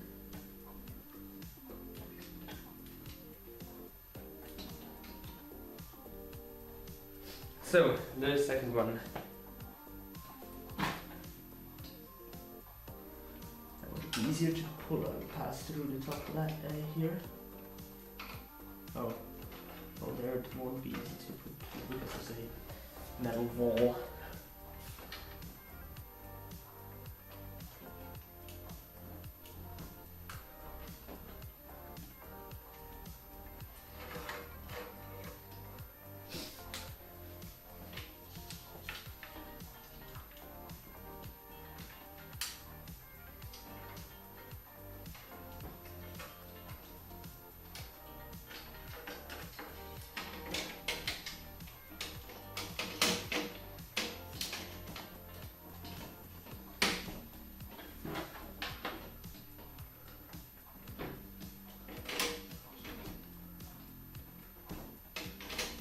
It's actually fairly tight in this case.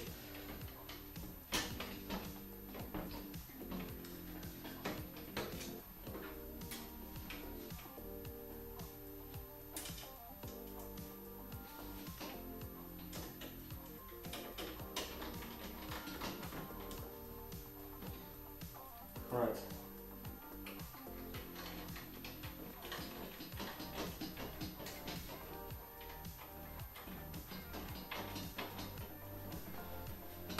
The radiator made everything more complex, but also cooler. Oh, you know, pun. No, actually, no pun intended, really. That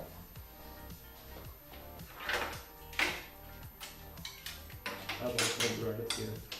Well, here clearly.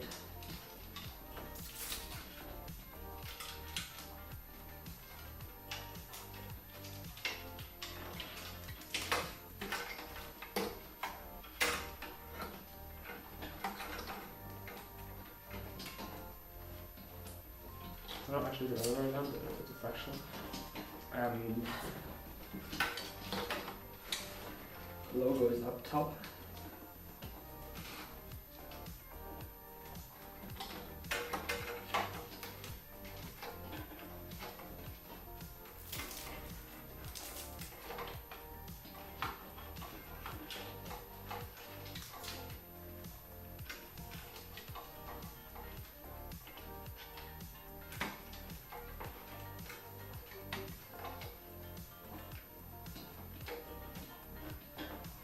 Ugh.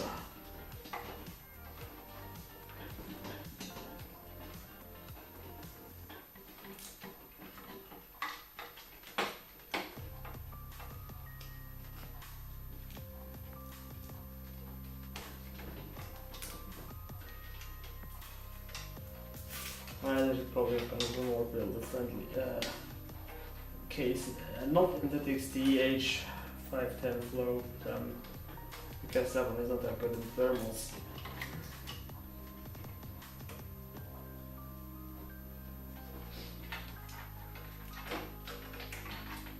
Well, I'm actually going to remove that blocker down here.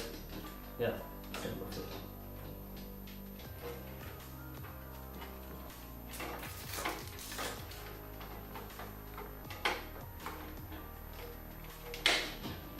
Okay.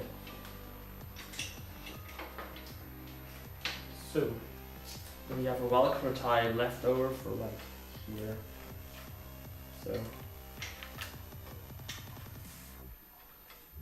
So, those ties I can actually use later. So, 24 minutes routed. Save how we need after. Can tuck the rest into the other hard drive bay. 100%.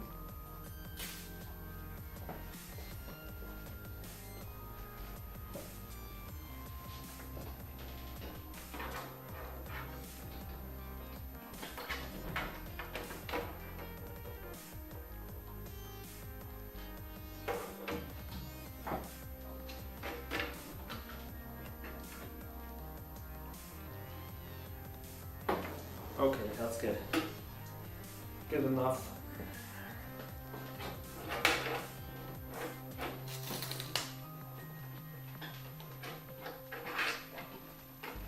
Put it here.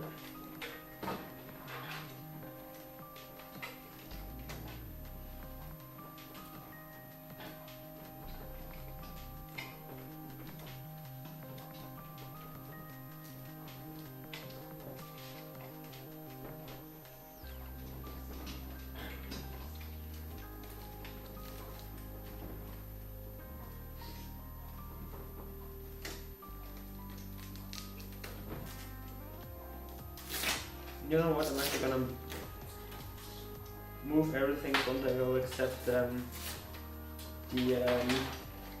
USB 3 to the other type ones there.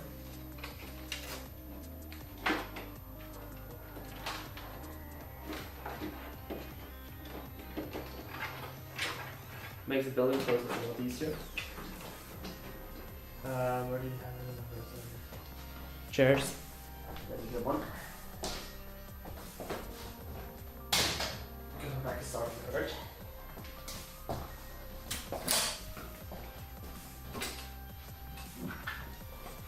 Alright. That one goes here, that's clear.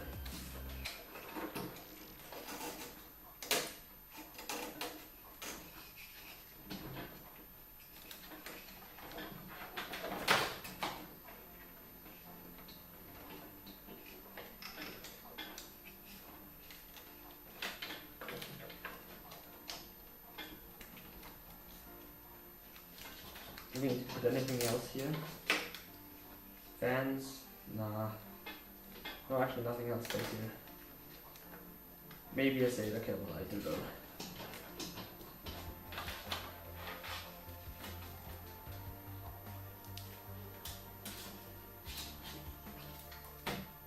Okay, that's good enough.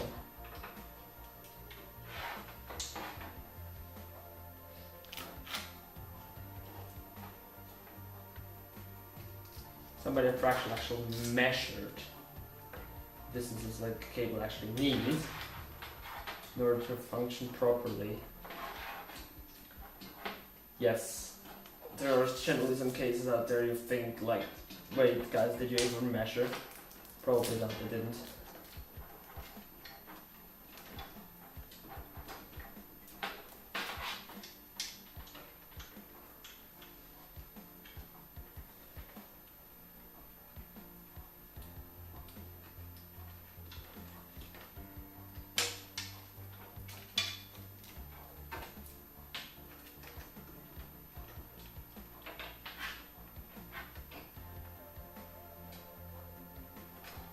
Okay, so that one is tucked away good enough, I would say. Not great, but good enough.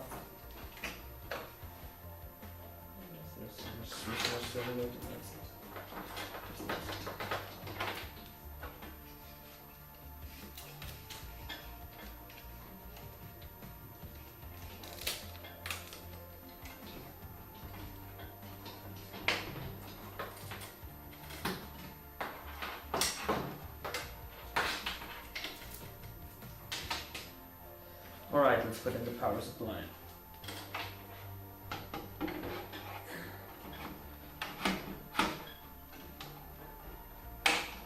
Oh, wait, I did it that way around. I wonder around this way was genius.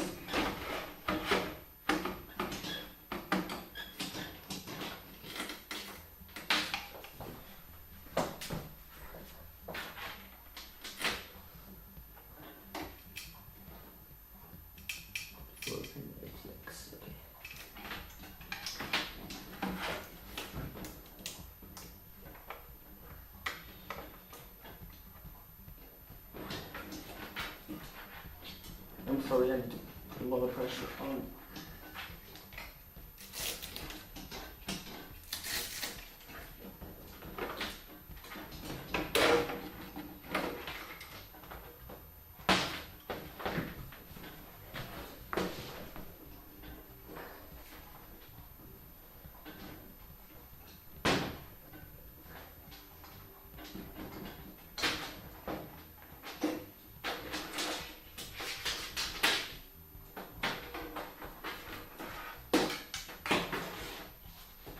Let's see that they actually.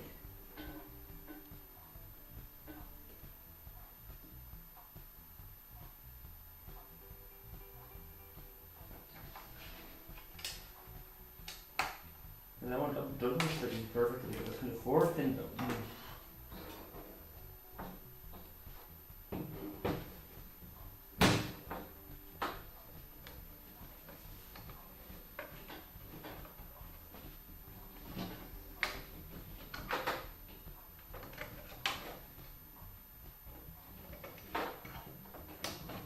Ones are also no problem.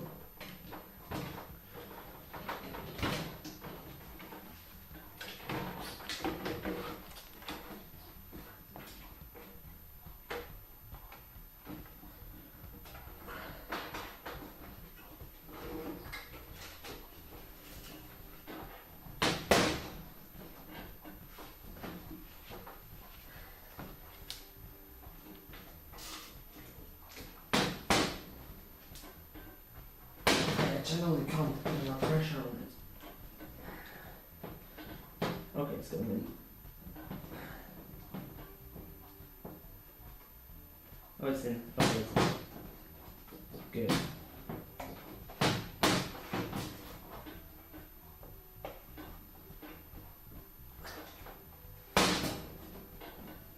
Okay, okay.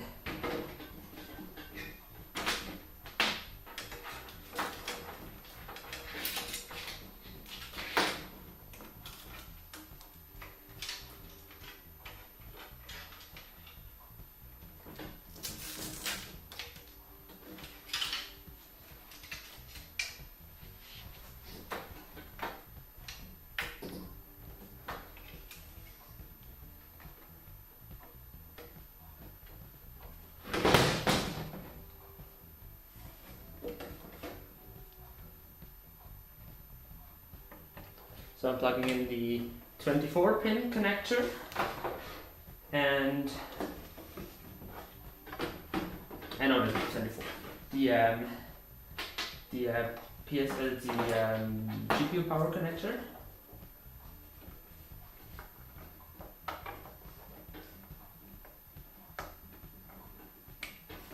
Good. Next, CPU.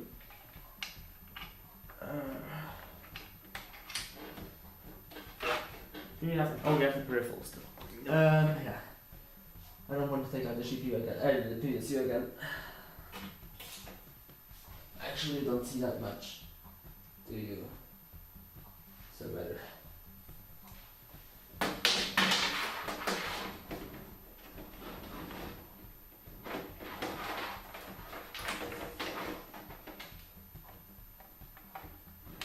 Okay. So every cable is plugged in that we need. We will need a finger.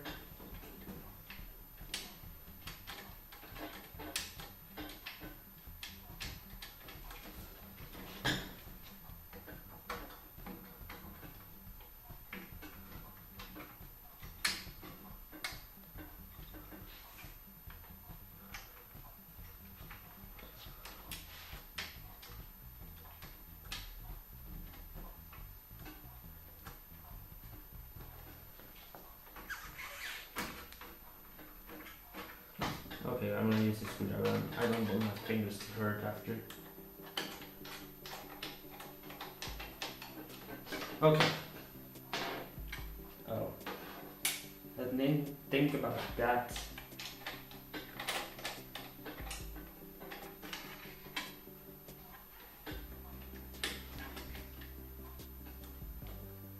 I need to take out the PSU again first.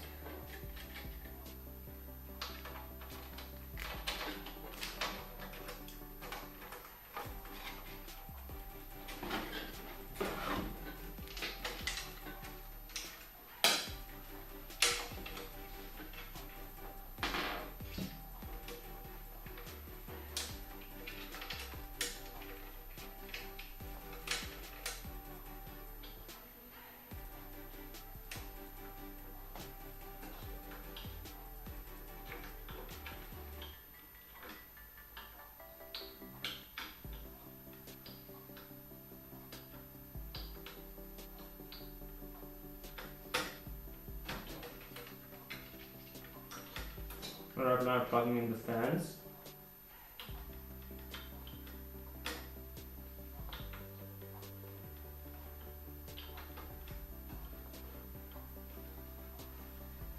So that's done.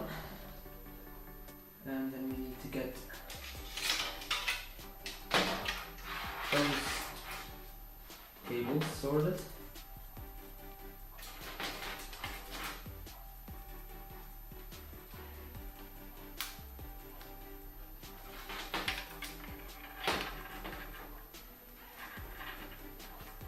It's actually that big of a nightmare of cable management as I thought it would be, but still, I've seen better.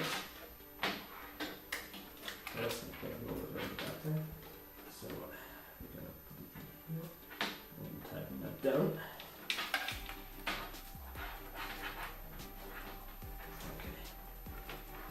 Put all the cables through the holes, make a little lock here.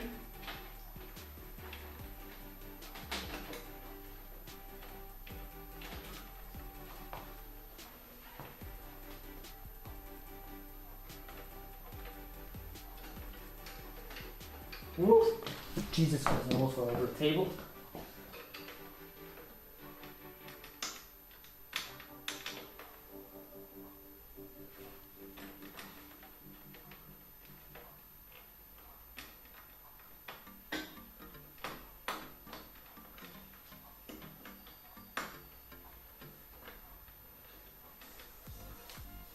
Well,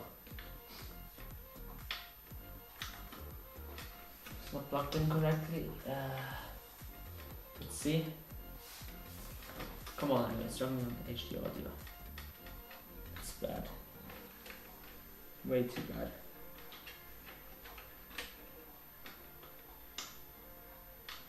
Come on. Oh, there we go.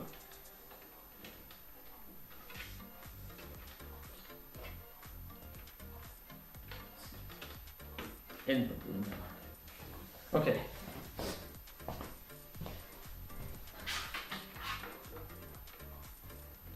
The fan. So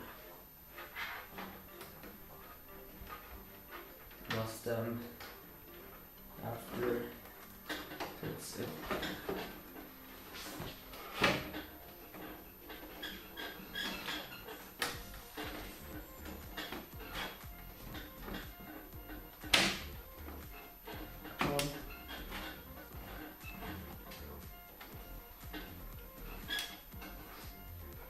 So I must after address this cable slack here. Probably I'm gonna just do it that way.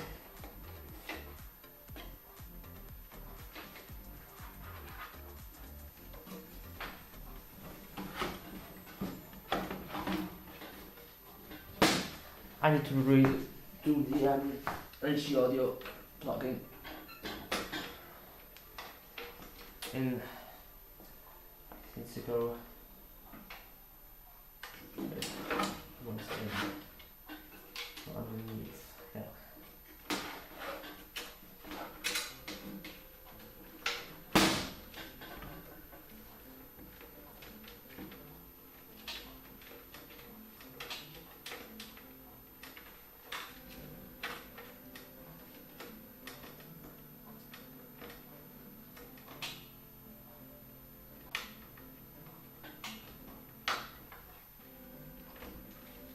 Okay, that's good.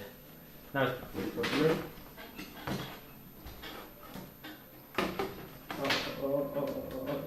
Cut.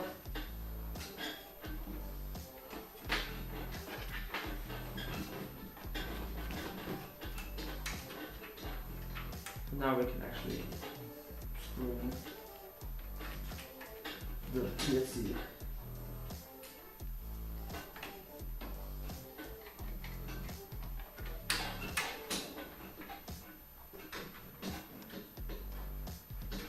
Alright, good.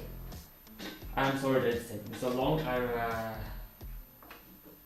very focusing very much on how it's looking instead of getting fast, being fast at building.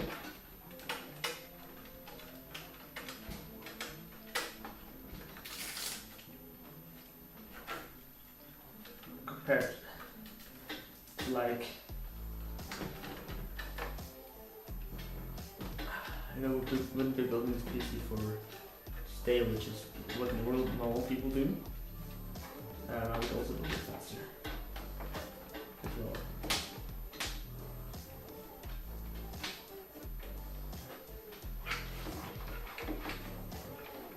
So now we can redo the 24 pin in here.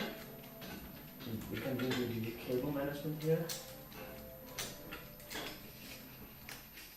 Now our 24 pin actually doesn't want to stay where it's searched. It should.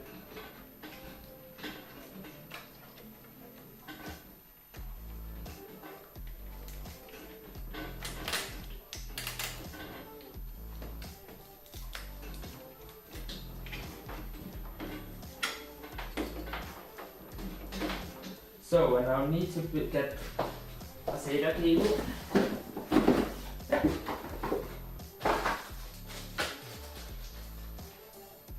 Do I want an angle one or not? No. No, I'm gonna get an angle one.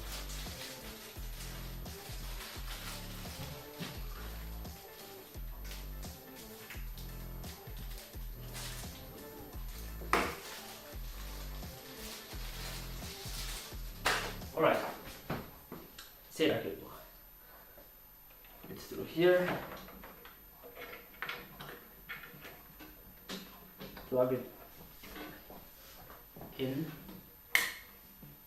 That sounded like a click. And go up here, then into this cable channel.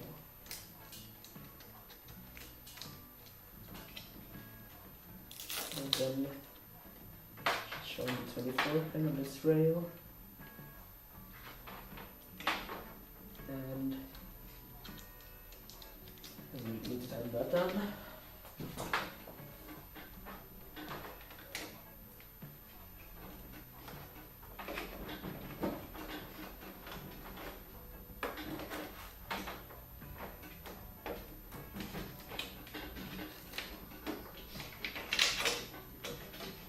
So, that one is now managed.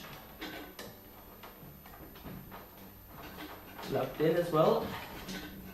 Now we need to stuff the power cables somewhere in there.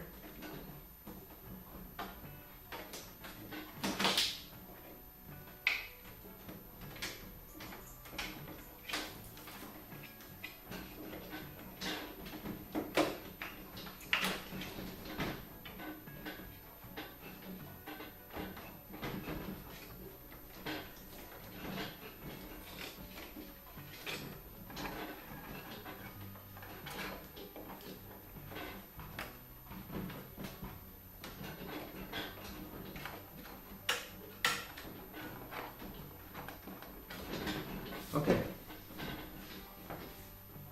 Do we have everything now?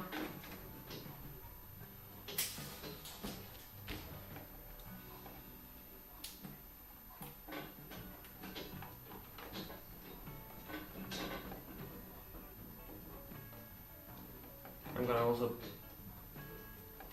get those two together.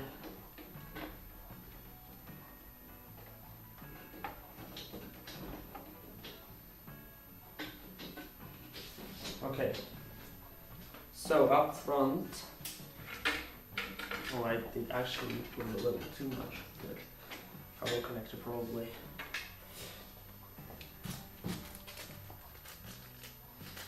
Now at the moment, probably all been waiting for, we're gonna unbox the GPU as well.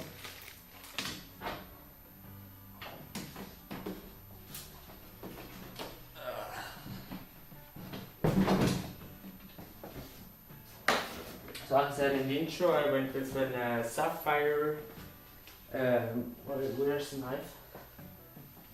There we go. I went with a Sapphire Nitro Plus gaming it's a Radeon RX 6600 XT Gaming OC. And well, here we go. Wow, not really that cool packaging. A brown box.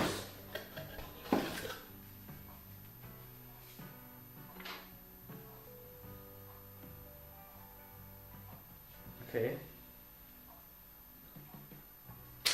Okay, cool. Here we go. That's the GPU.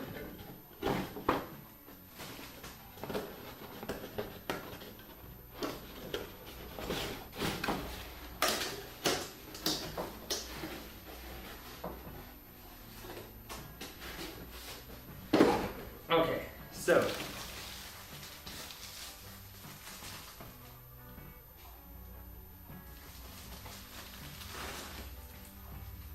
there we go.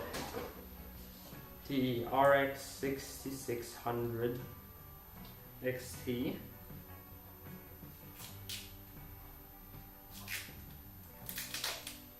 There's actually a lot of deals on this card.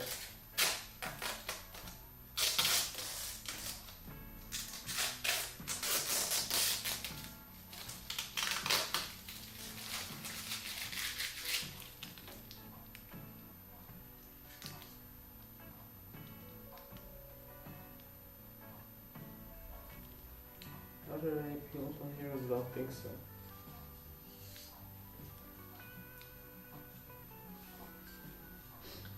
Silver. I'm gonna probably use OpenRGB to control the lighting of the card.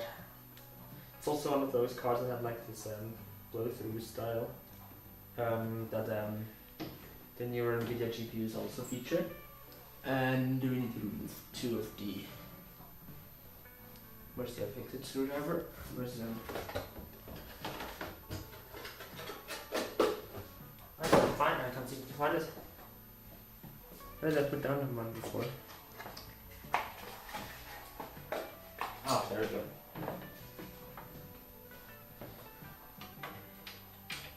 This case also has no brackets in between of the PCIe slots, covers, so that looks pretty good. And means better cooling. A little better cooling.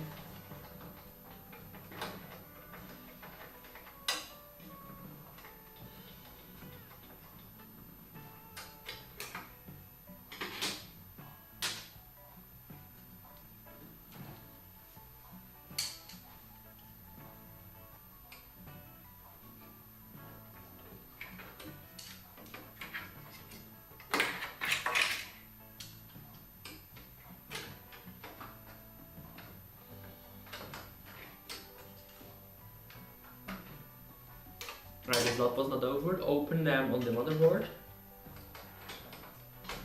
Hello.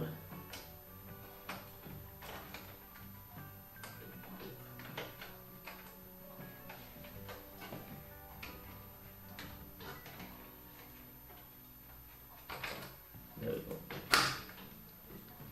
That made it click. Sounded promising. Did it sag? Not at all.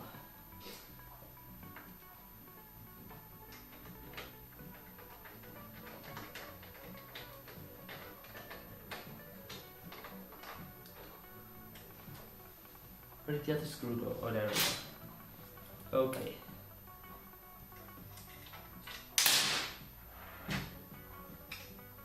It's the thumb screw, but I don't generally like actually thumb screws, except for like side panels, etc. They are pretty great to use.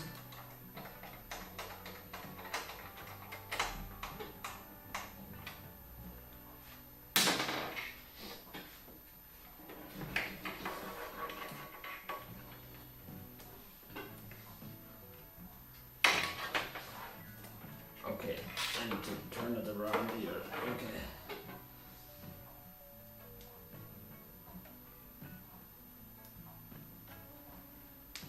Oh no, actually, wait,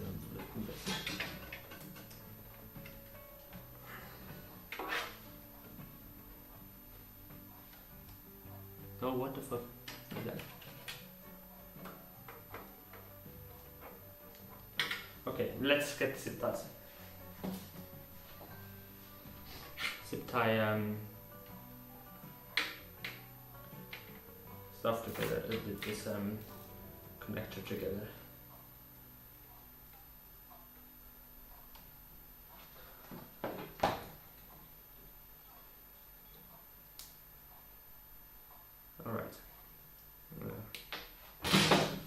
Alright, that's one and two. I'm gonna put that one so like so.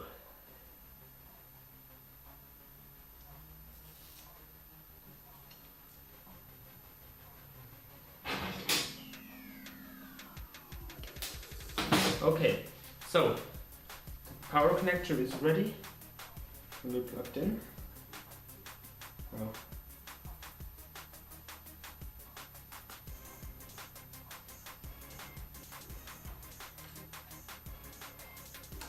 Okay. The rest we can have another cable. A little more still. Okay. See if we forget anything. Yeah, the front panel. I didn't plug in the connectors down here yet. This fan 3. Roll around the cable.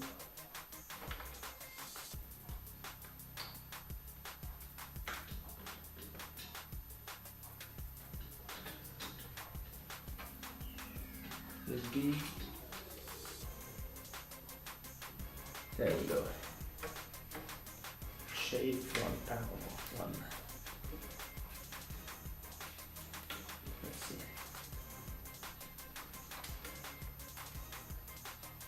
Power LED. Let's check on them in the manual. Because last time around I was searching for that error all the time.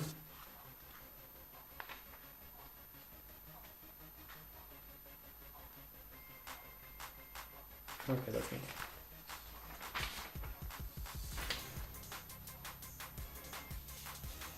RAM, no, that's not really what I'm looking for. Front panel. Power LED. Okay. Comes first. Check.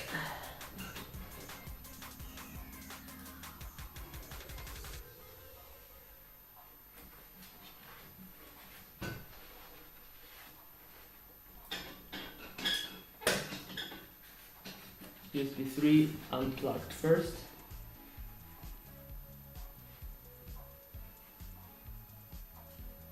Power LED plus.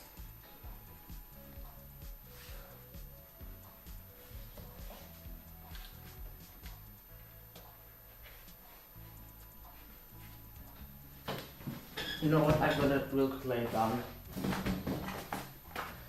I'll show you once it's done.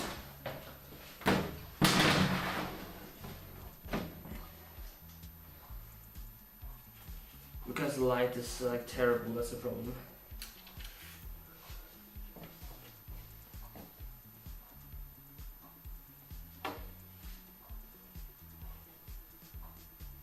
Power LED plus. I'm an absolute genius that I didn't do that one earlier.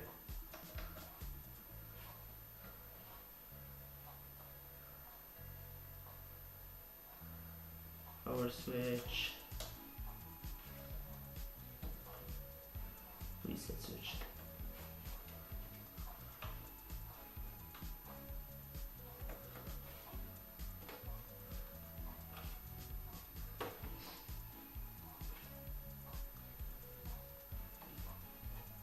Okay.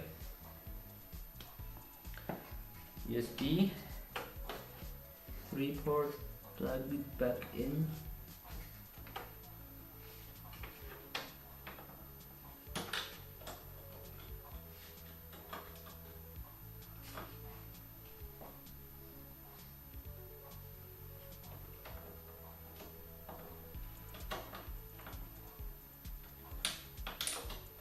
Hey, come on.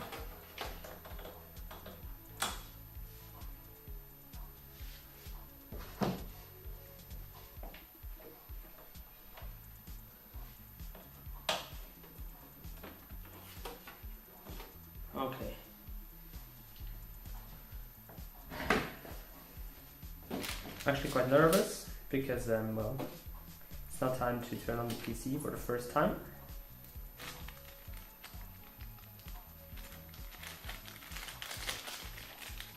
But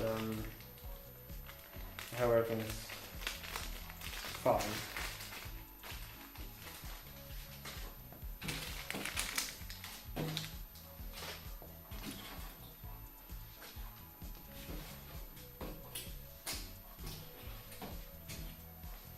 All right.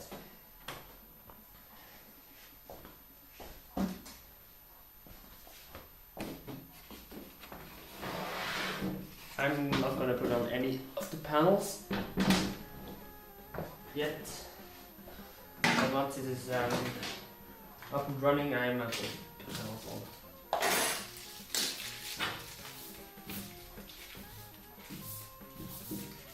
Alright, so let's get a monitor.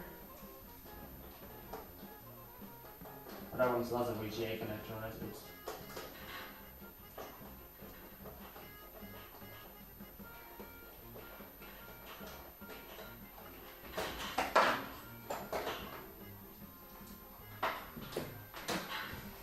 Give me a second, I'm gonna need to get the cable first.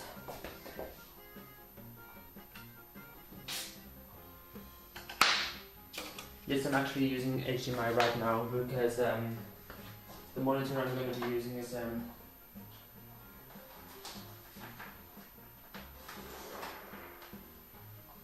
only HDMI capable.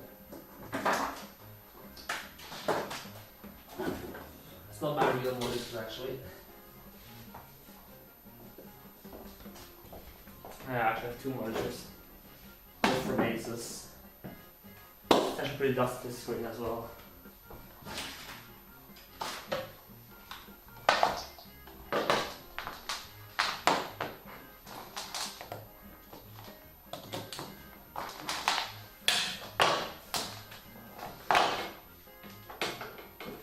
Alright.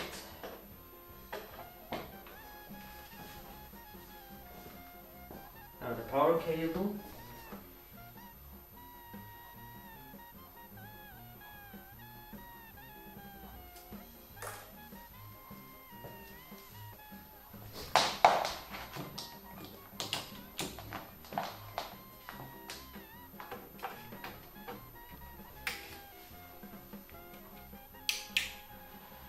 Oh, there's fan spinning.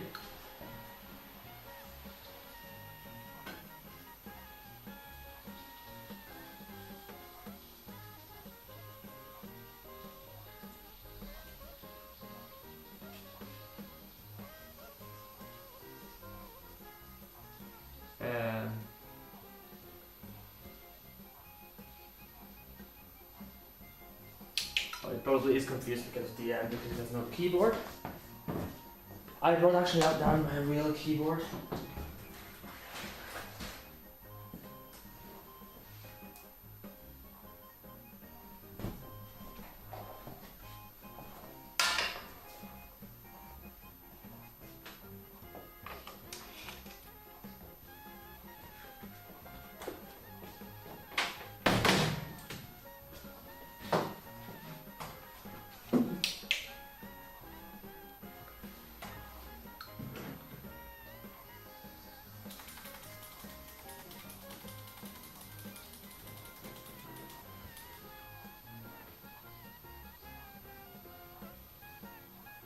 Hey.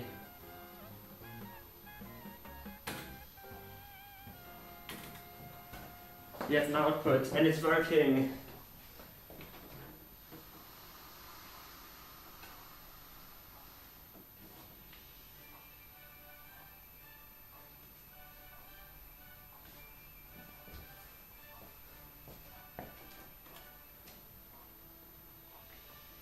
Alright, I need a mouse as well.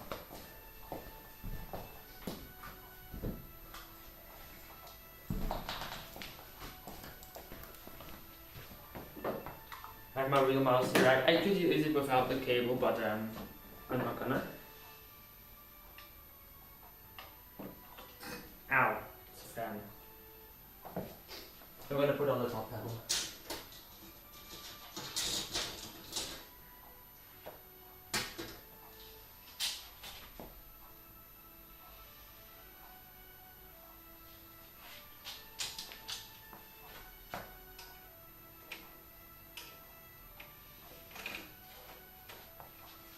Lift and slide.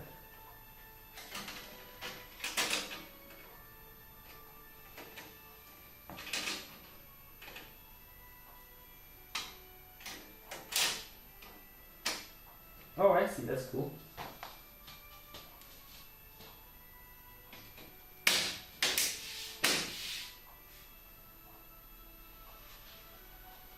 That's how I powered the CPU. 26C. That's fine. Let's put on the front panel as well.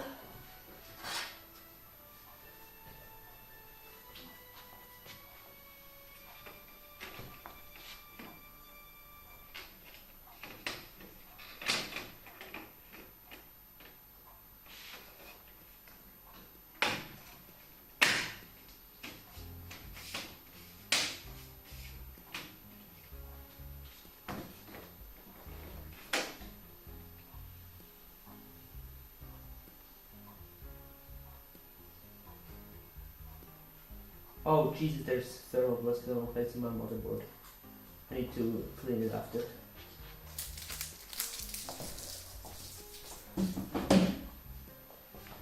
So let's see if everything has been picked up. Ryzen 7 5700X, 16 gigs of RAM.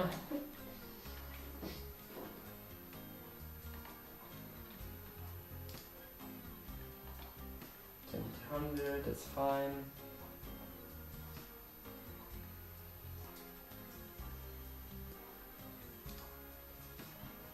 HCI BIOS is on. HCI is good.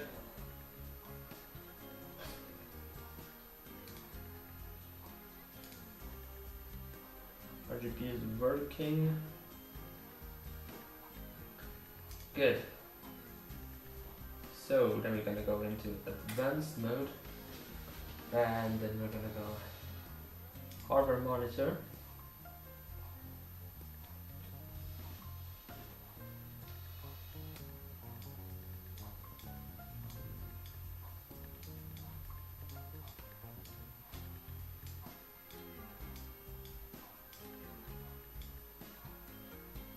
Okay.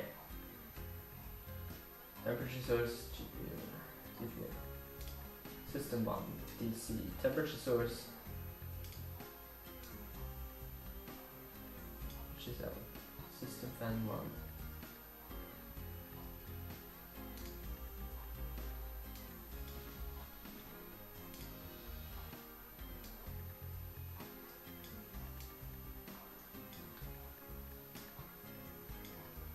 Okay, we're gonna. That won't stop like this. No, we're just gonna let it spin. Stop spinning. Okay, so I'm actually just right now trying to figure out which how the fan curve should look.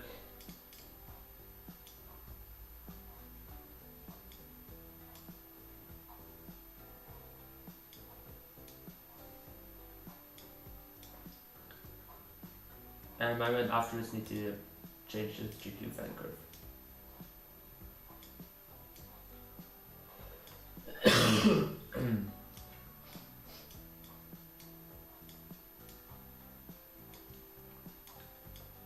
Okay. Okay, that's something I looked about, right?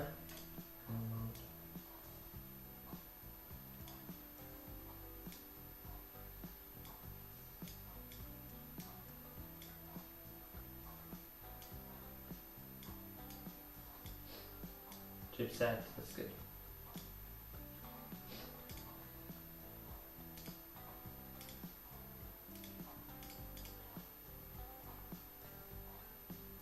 Okay, good. So we have those ones dialed in. That's it. Oh, cool. That's really cool.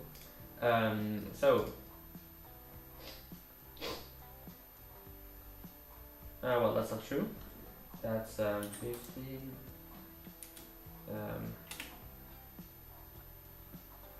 47. 48. Let's do 48.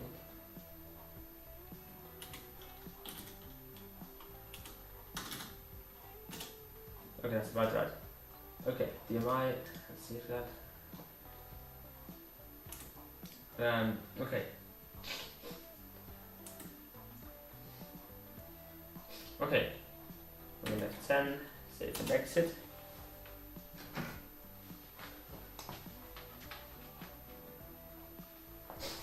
So let's see that our yes, front USB is actually working.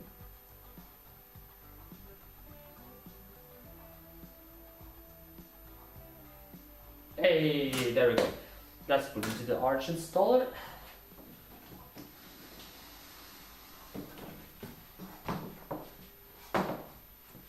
Oh yeah, no, I'm gonna actually shut it down again.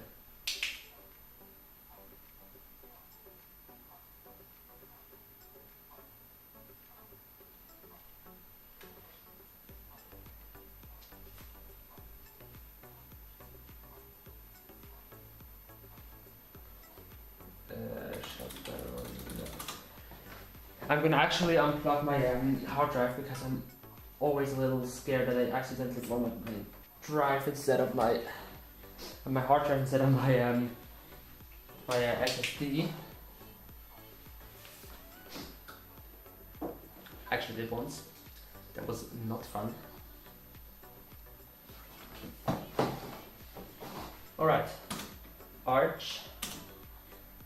Yeah, I'm using Arch Linux and I'm going to probably go with the KDE desktop environment. Because I've so far been switching back and forth between GNOME and KDE. And where's my iPad? I did the install guide. I kind of know it from by heart, but well.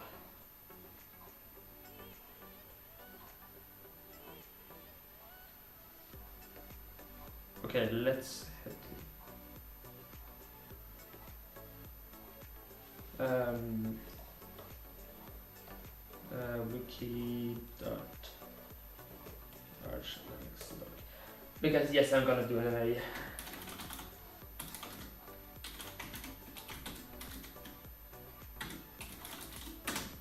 So I mean, obviously we need to first of all have let's hear the installation guide. Yeah, we have the installation stuff. Let's see if the internet works. Oh yeah, internet cable would be a good idea. Ethernet cable, and then I would use Wi-Fi.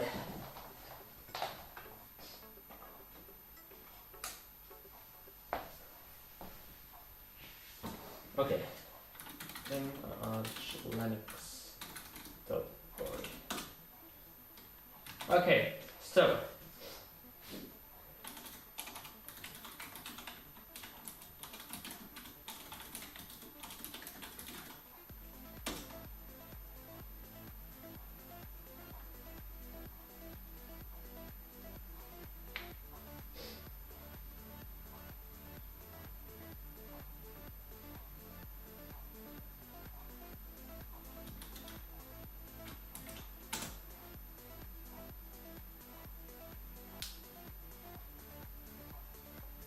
Come on, seriously, what the fuck is going on?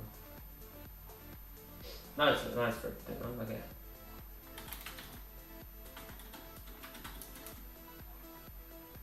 That is. That's good. Oh, it's gonna be 130.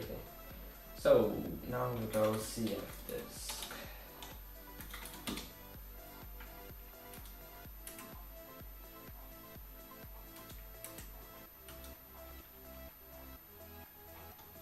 Oh, cool. This. Okay, we're gonna first of all, now we're gonna do the format the drives and install everything which we need. Okay, sudo we don't need in here. Okay, cool. Df disk. I still don't recommend it to use it on a daily basis without having to type sudo for everything. /dev/nvme 0 and 1. Yeah, we're gonna go GPT. We're gonna have a 1 gig.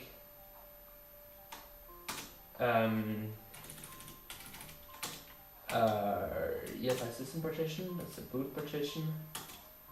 Then we're gonna have, let's say, 32 gig type Linux swap, and then the rest is gonna be Linux file system. And then we're gonna go right. Yes. We're gonna quit. And so we got all the formats done, as you should see. FTC.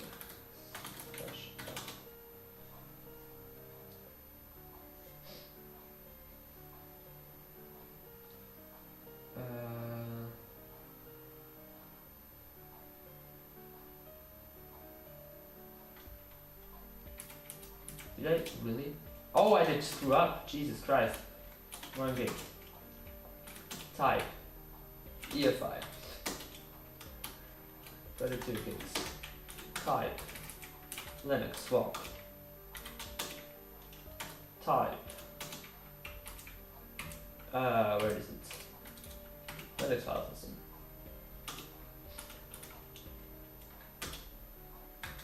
Yes.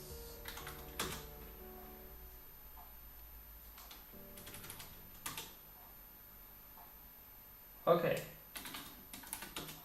Yes, now we got it. Okay.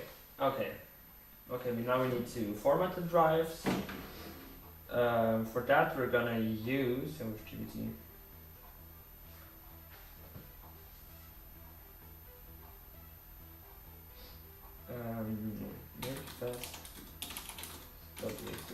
I always forget this command. NVMe 0 and 1 P3.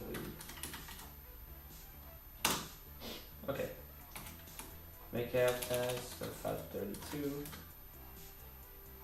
No, FAT-F. Oh, I should be FAT-F32.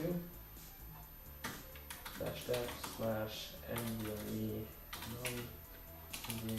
0 and 1 P1. Okay, that's good. And then we have make swap /def /NVMe 0 and 1 P2.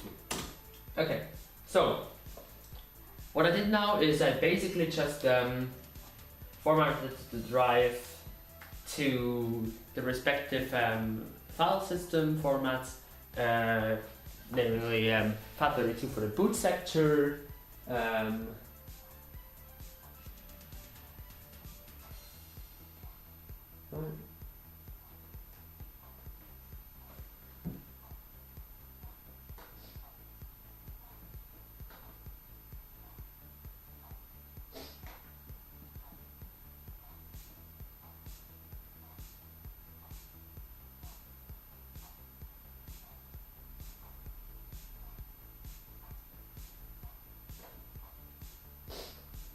alright, it's weird. Why is it private? Why is it 0 private?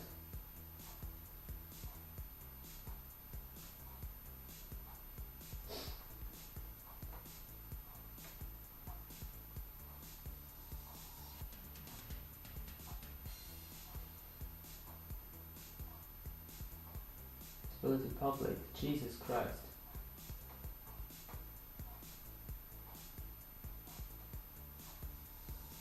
Okay, I believe I'm just stupid and I forgot to get it public. Genius. Oh yeah, we need to mount that stuff. /def let's do it again. /NVMe. Oh, we can actually make it. That's cool. NVMe 0 and 1 /mount boot.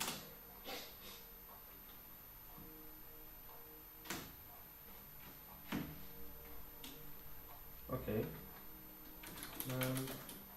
/def /NVMe 1p3/mount swap on /1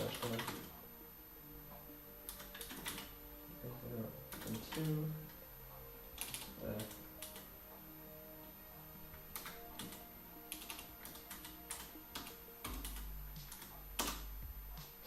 okay, now and after /nvme none p3 p1 /mount/boot maker /mount/boot. Okay, so we got all the files mounted now. That's good.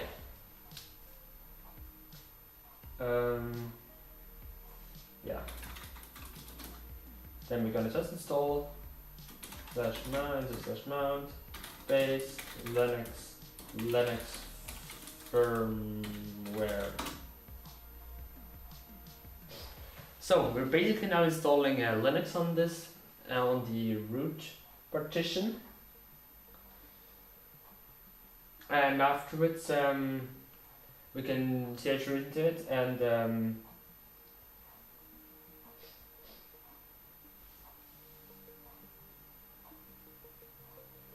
yeah.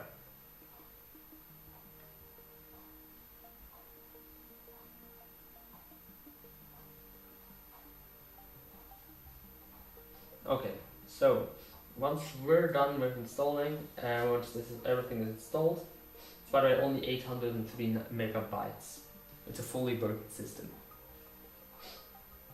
Take that, Windows, with a pinch of salt.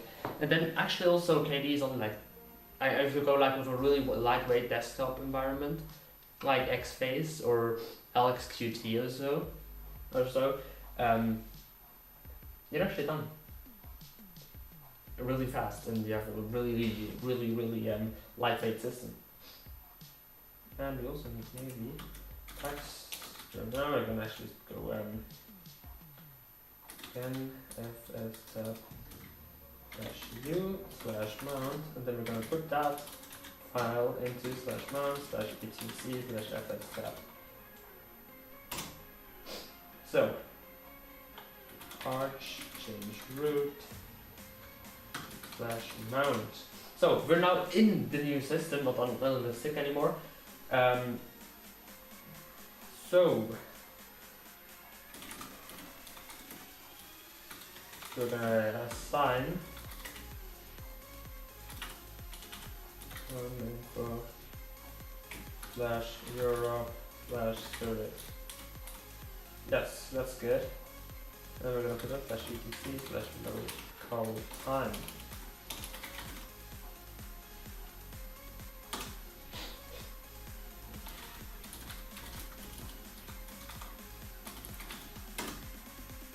Okay, so we have clock synced.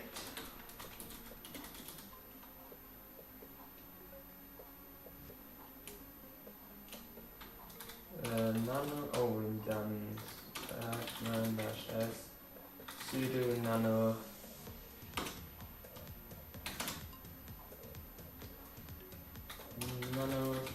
/etc/local.com. Oh, local production. Okay, so we need to pretty much get the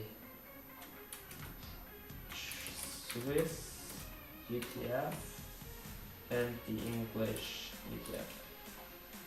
We're gonna exit here, and then we go local again. Okay. nano/etc/local.com.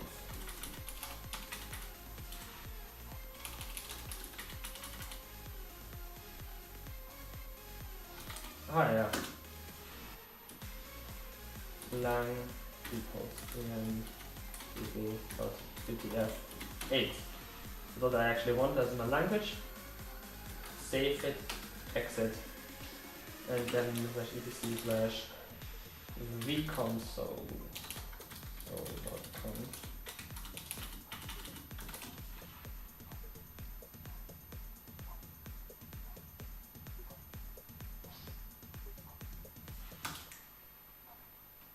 cmap equals gch Latin 1. Save, exit. Okay. Nano slash etc slash host name. That's gonna be our host name. We're gonna name it arch new arch. Okay. So we got our name set as well. And net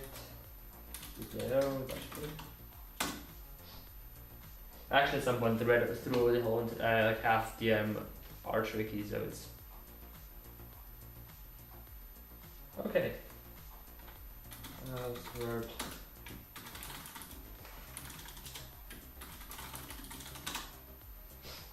Okay. So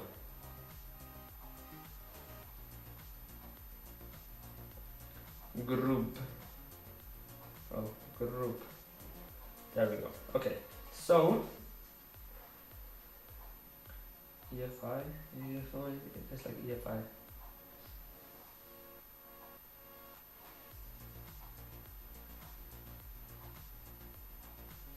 Oh yeah, we do Python-s group. Yes. Python-s EFI boot sure. Okay, so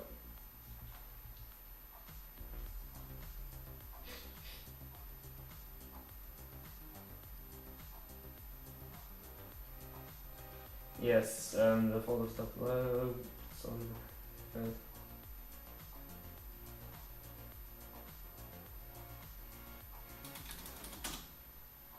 Okay. Okay. Make dir no, just make it one dir slash root slash EFI.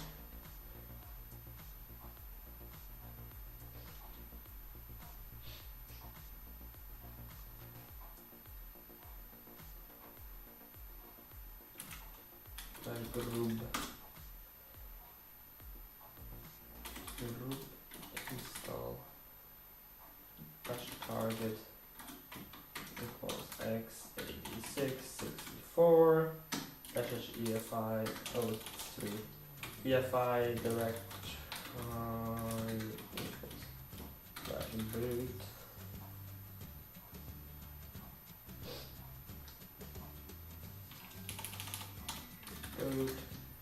boot boot loader ID equals arch. Okay, so oops.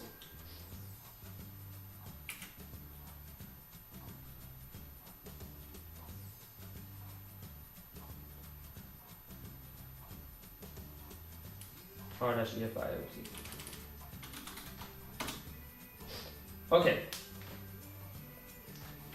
So we got the bootloader installed. So this means exit new mount dash r slash dev slash nvme 0 non p1.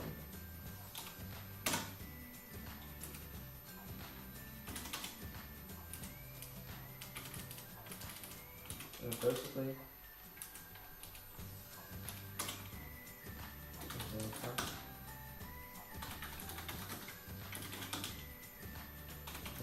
what the fuck? There was an option to do zoom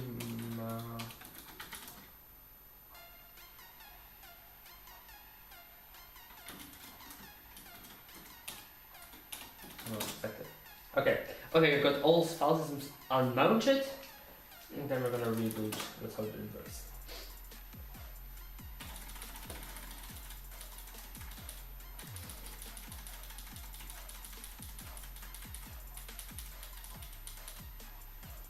Okay. Okay, yeah, we got the right thing there.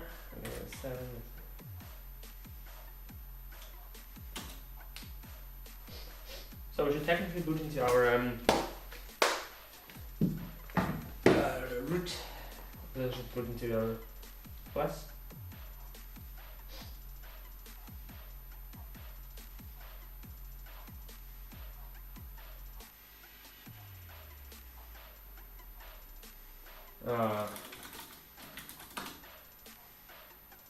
Oh, I forgot. That's problematic. I forgot one important step in the installation process. This means annoyance.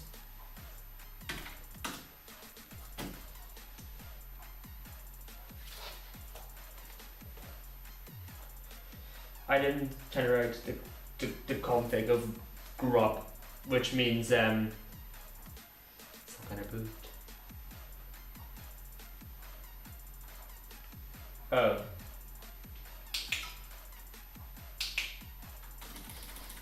Not.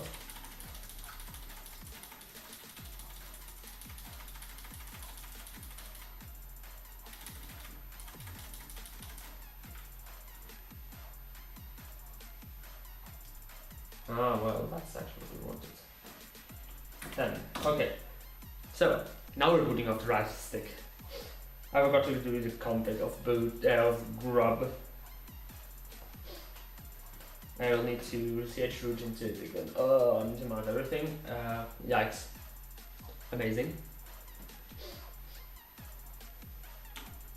Yes, yes. Okay. This happened to me like a couple of times already. It's annoying. It happens. You can fix it. No big deal.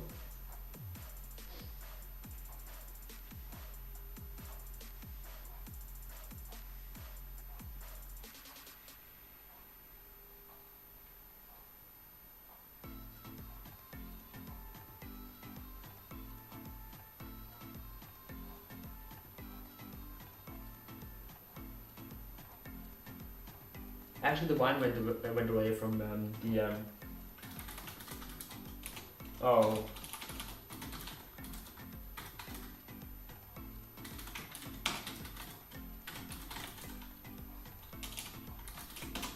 Okay, so mount /dev/nvme on p3/mount and mount /dev/ make clear /mount/boot. Okay, mount /dev/nvme monkey1/mount/boot. Okay, arch root /mount. Okay. Then we make grub make config /o /boot /grub.config. Okay. Exit umount /r/mount, and then we're gonna reboot. Okay, so we're rebooting again.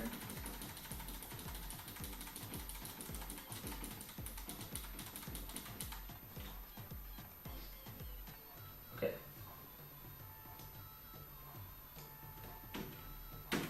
Okay, good. We should now be able to boot.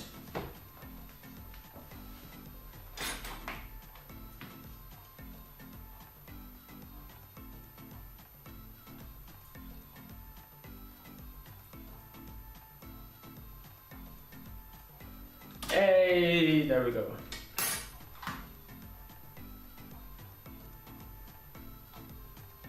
Nice. So basically, we're done. Okay, yeah, we're done. Okay. So basically, I now need to install my user interface. So we're gonna first of all.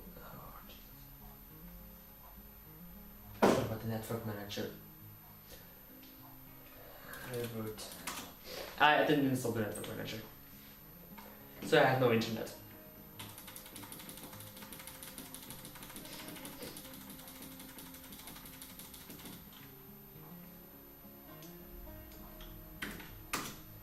genius is how I am.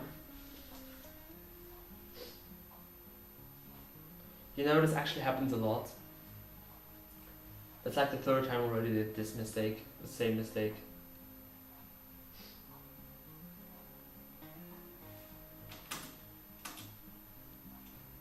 I've solved this otherwise a couple of times already now. I always forget about the network manager. One of the most important packages actually.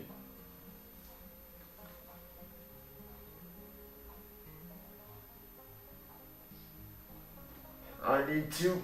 Oh.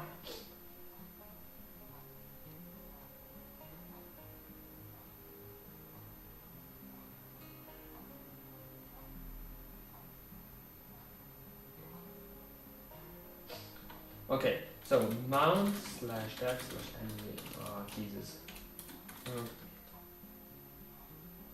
Okay. Slash. Oh, B. Latin, CH, Latin 1. Okay, so we're gonna mount slash def slash NVMe 01 P3 slash mount again, and then we're gonna go packs strap slash mount network manager. Okay, arch root slash mount. Okay, then we're gonna go background s network manager. Oh, how is it called then? How's that package called?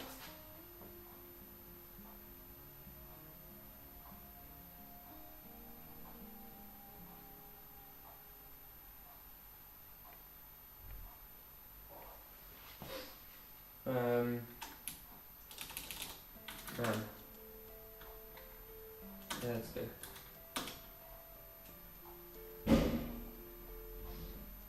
Okay.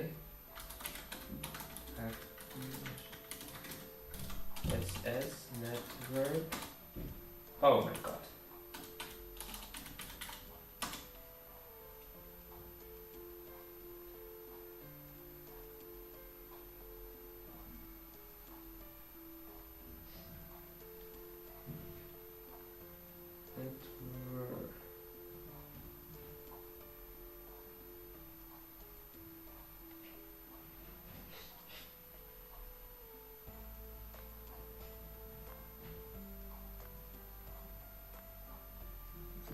Come on. Ah, it's not network manager. Yeah, that's the right one. Okay, good.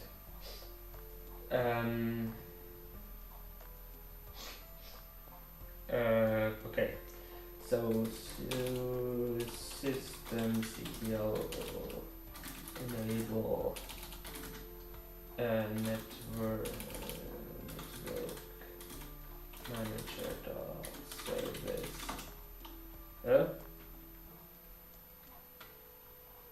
Oh, system CTL, that's not gonna work out.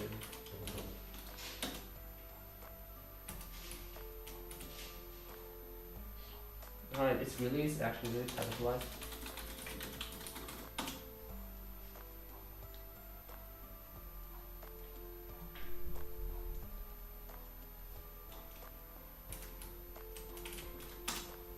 Okay, exit mount dash r dash mount, and then so we unmount everything again, and then I'm gonna reboot. And then to get back to the BIOS and boot back onto the drive.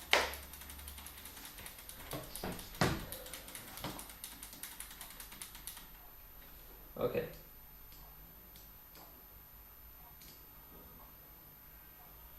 In the meantime, we can also enable XMP.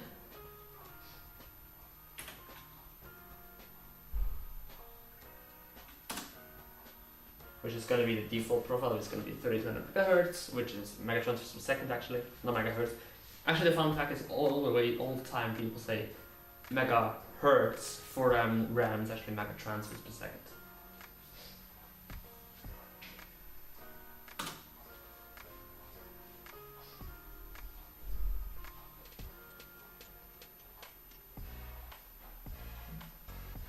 we go. Yes, okay. So sudo pacman arch length 0. Okay, so now we have actually a connection, so we can actually go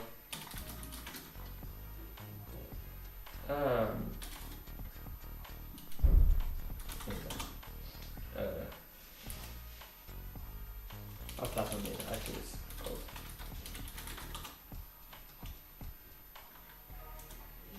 Actually, okay.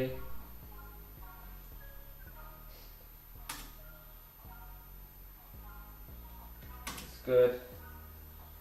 It's also good. 2 gigabytes will now be installed onto your SSD. It's gonna take a while, but 500 megabytes needed to download. 425 packages.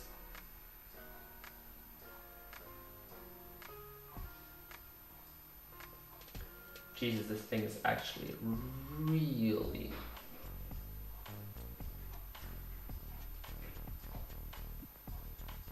There's so many packages, Jesus Christ. 4 megabytes for each like package. And now it's gonna go like...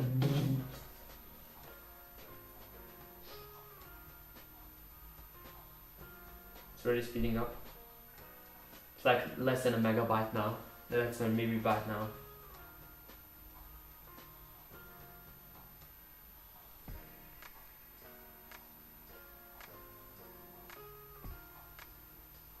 Yeah, I did that once on a Raspberry Pi. It was not fun.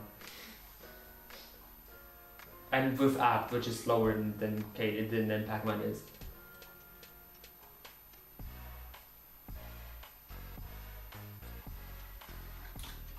Sure.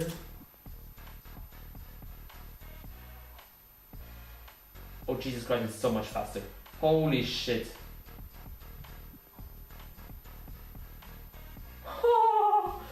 I mean, this installation process had taken me on my old system like 15 minutes. It's done already, Jesus Christ. Sudo system. Oh no, actually, we're gonna make another user.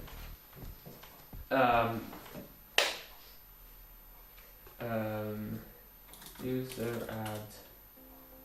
Oh, what was it again? Man, user add dash. Create home directory.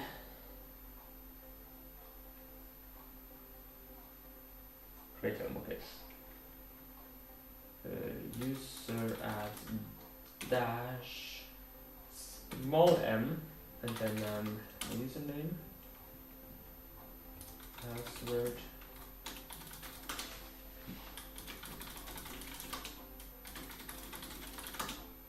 Okay.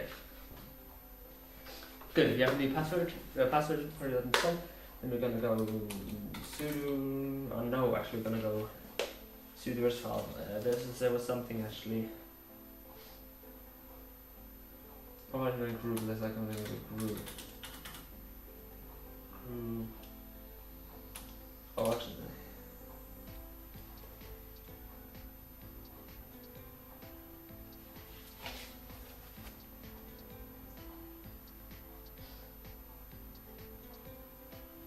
I use a box.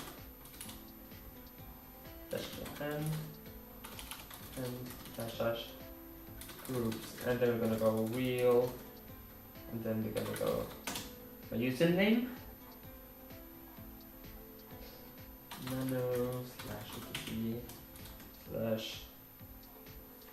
/sudo sudo.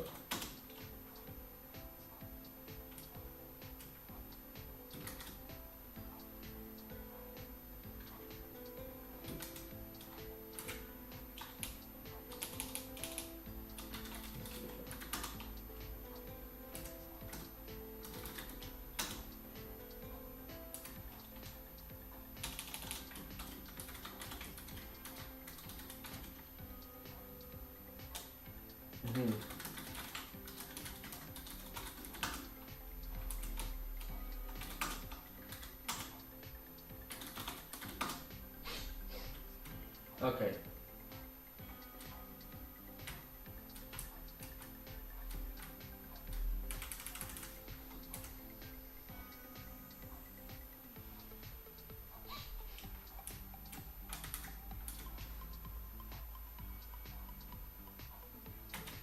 Okay.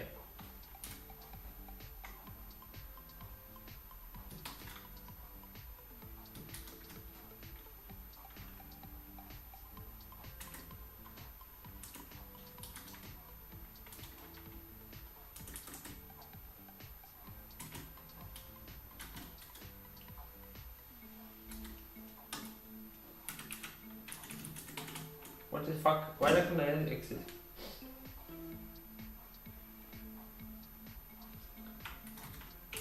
What happened? What's wrong with his name?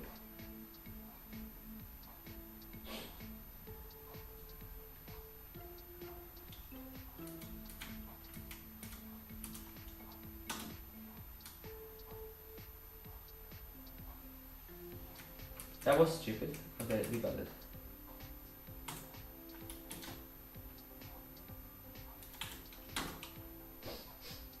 Okay, that's good. Wait, what is it?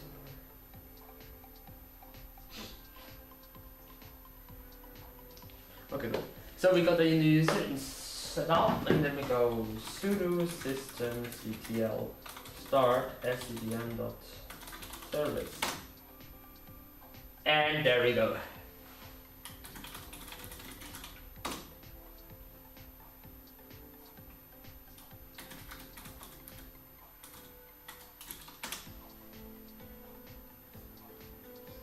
Come on.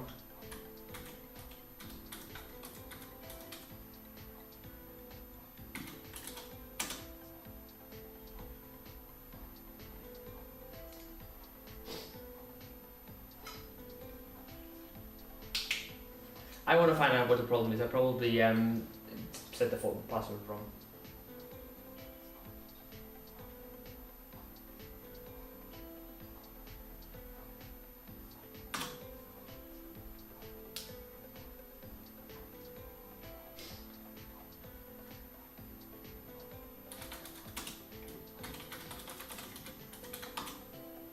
No, it's just SCDM not liking me.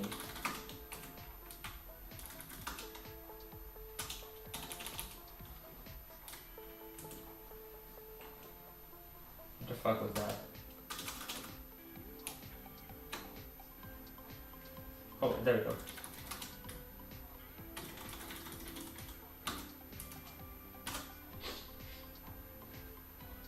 Oh, yeah, I got the wrong one.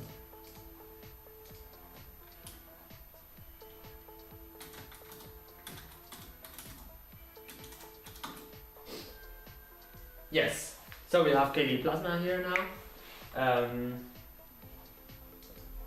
Settings. Oh my god. Keyboard. Layouts.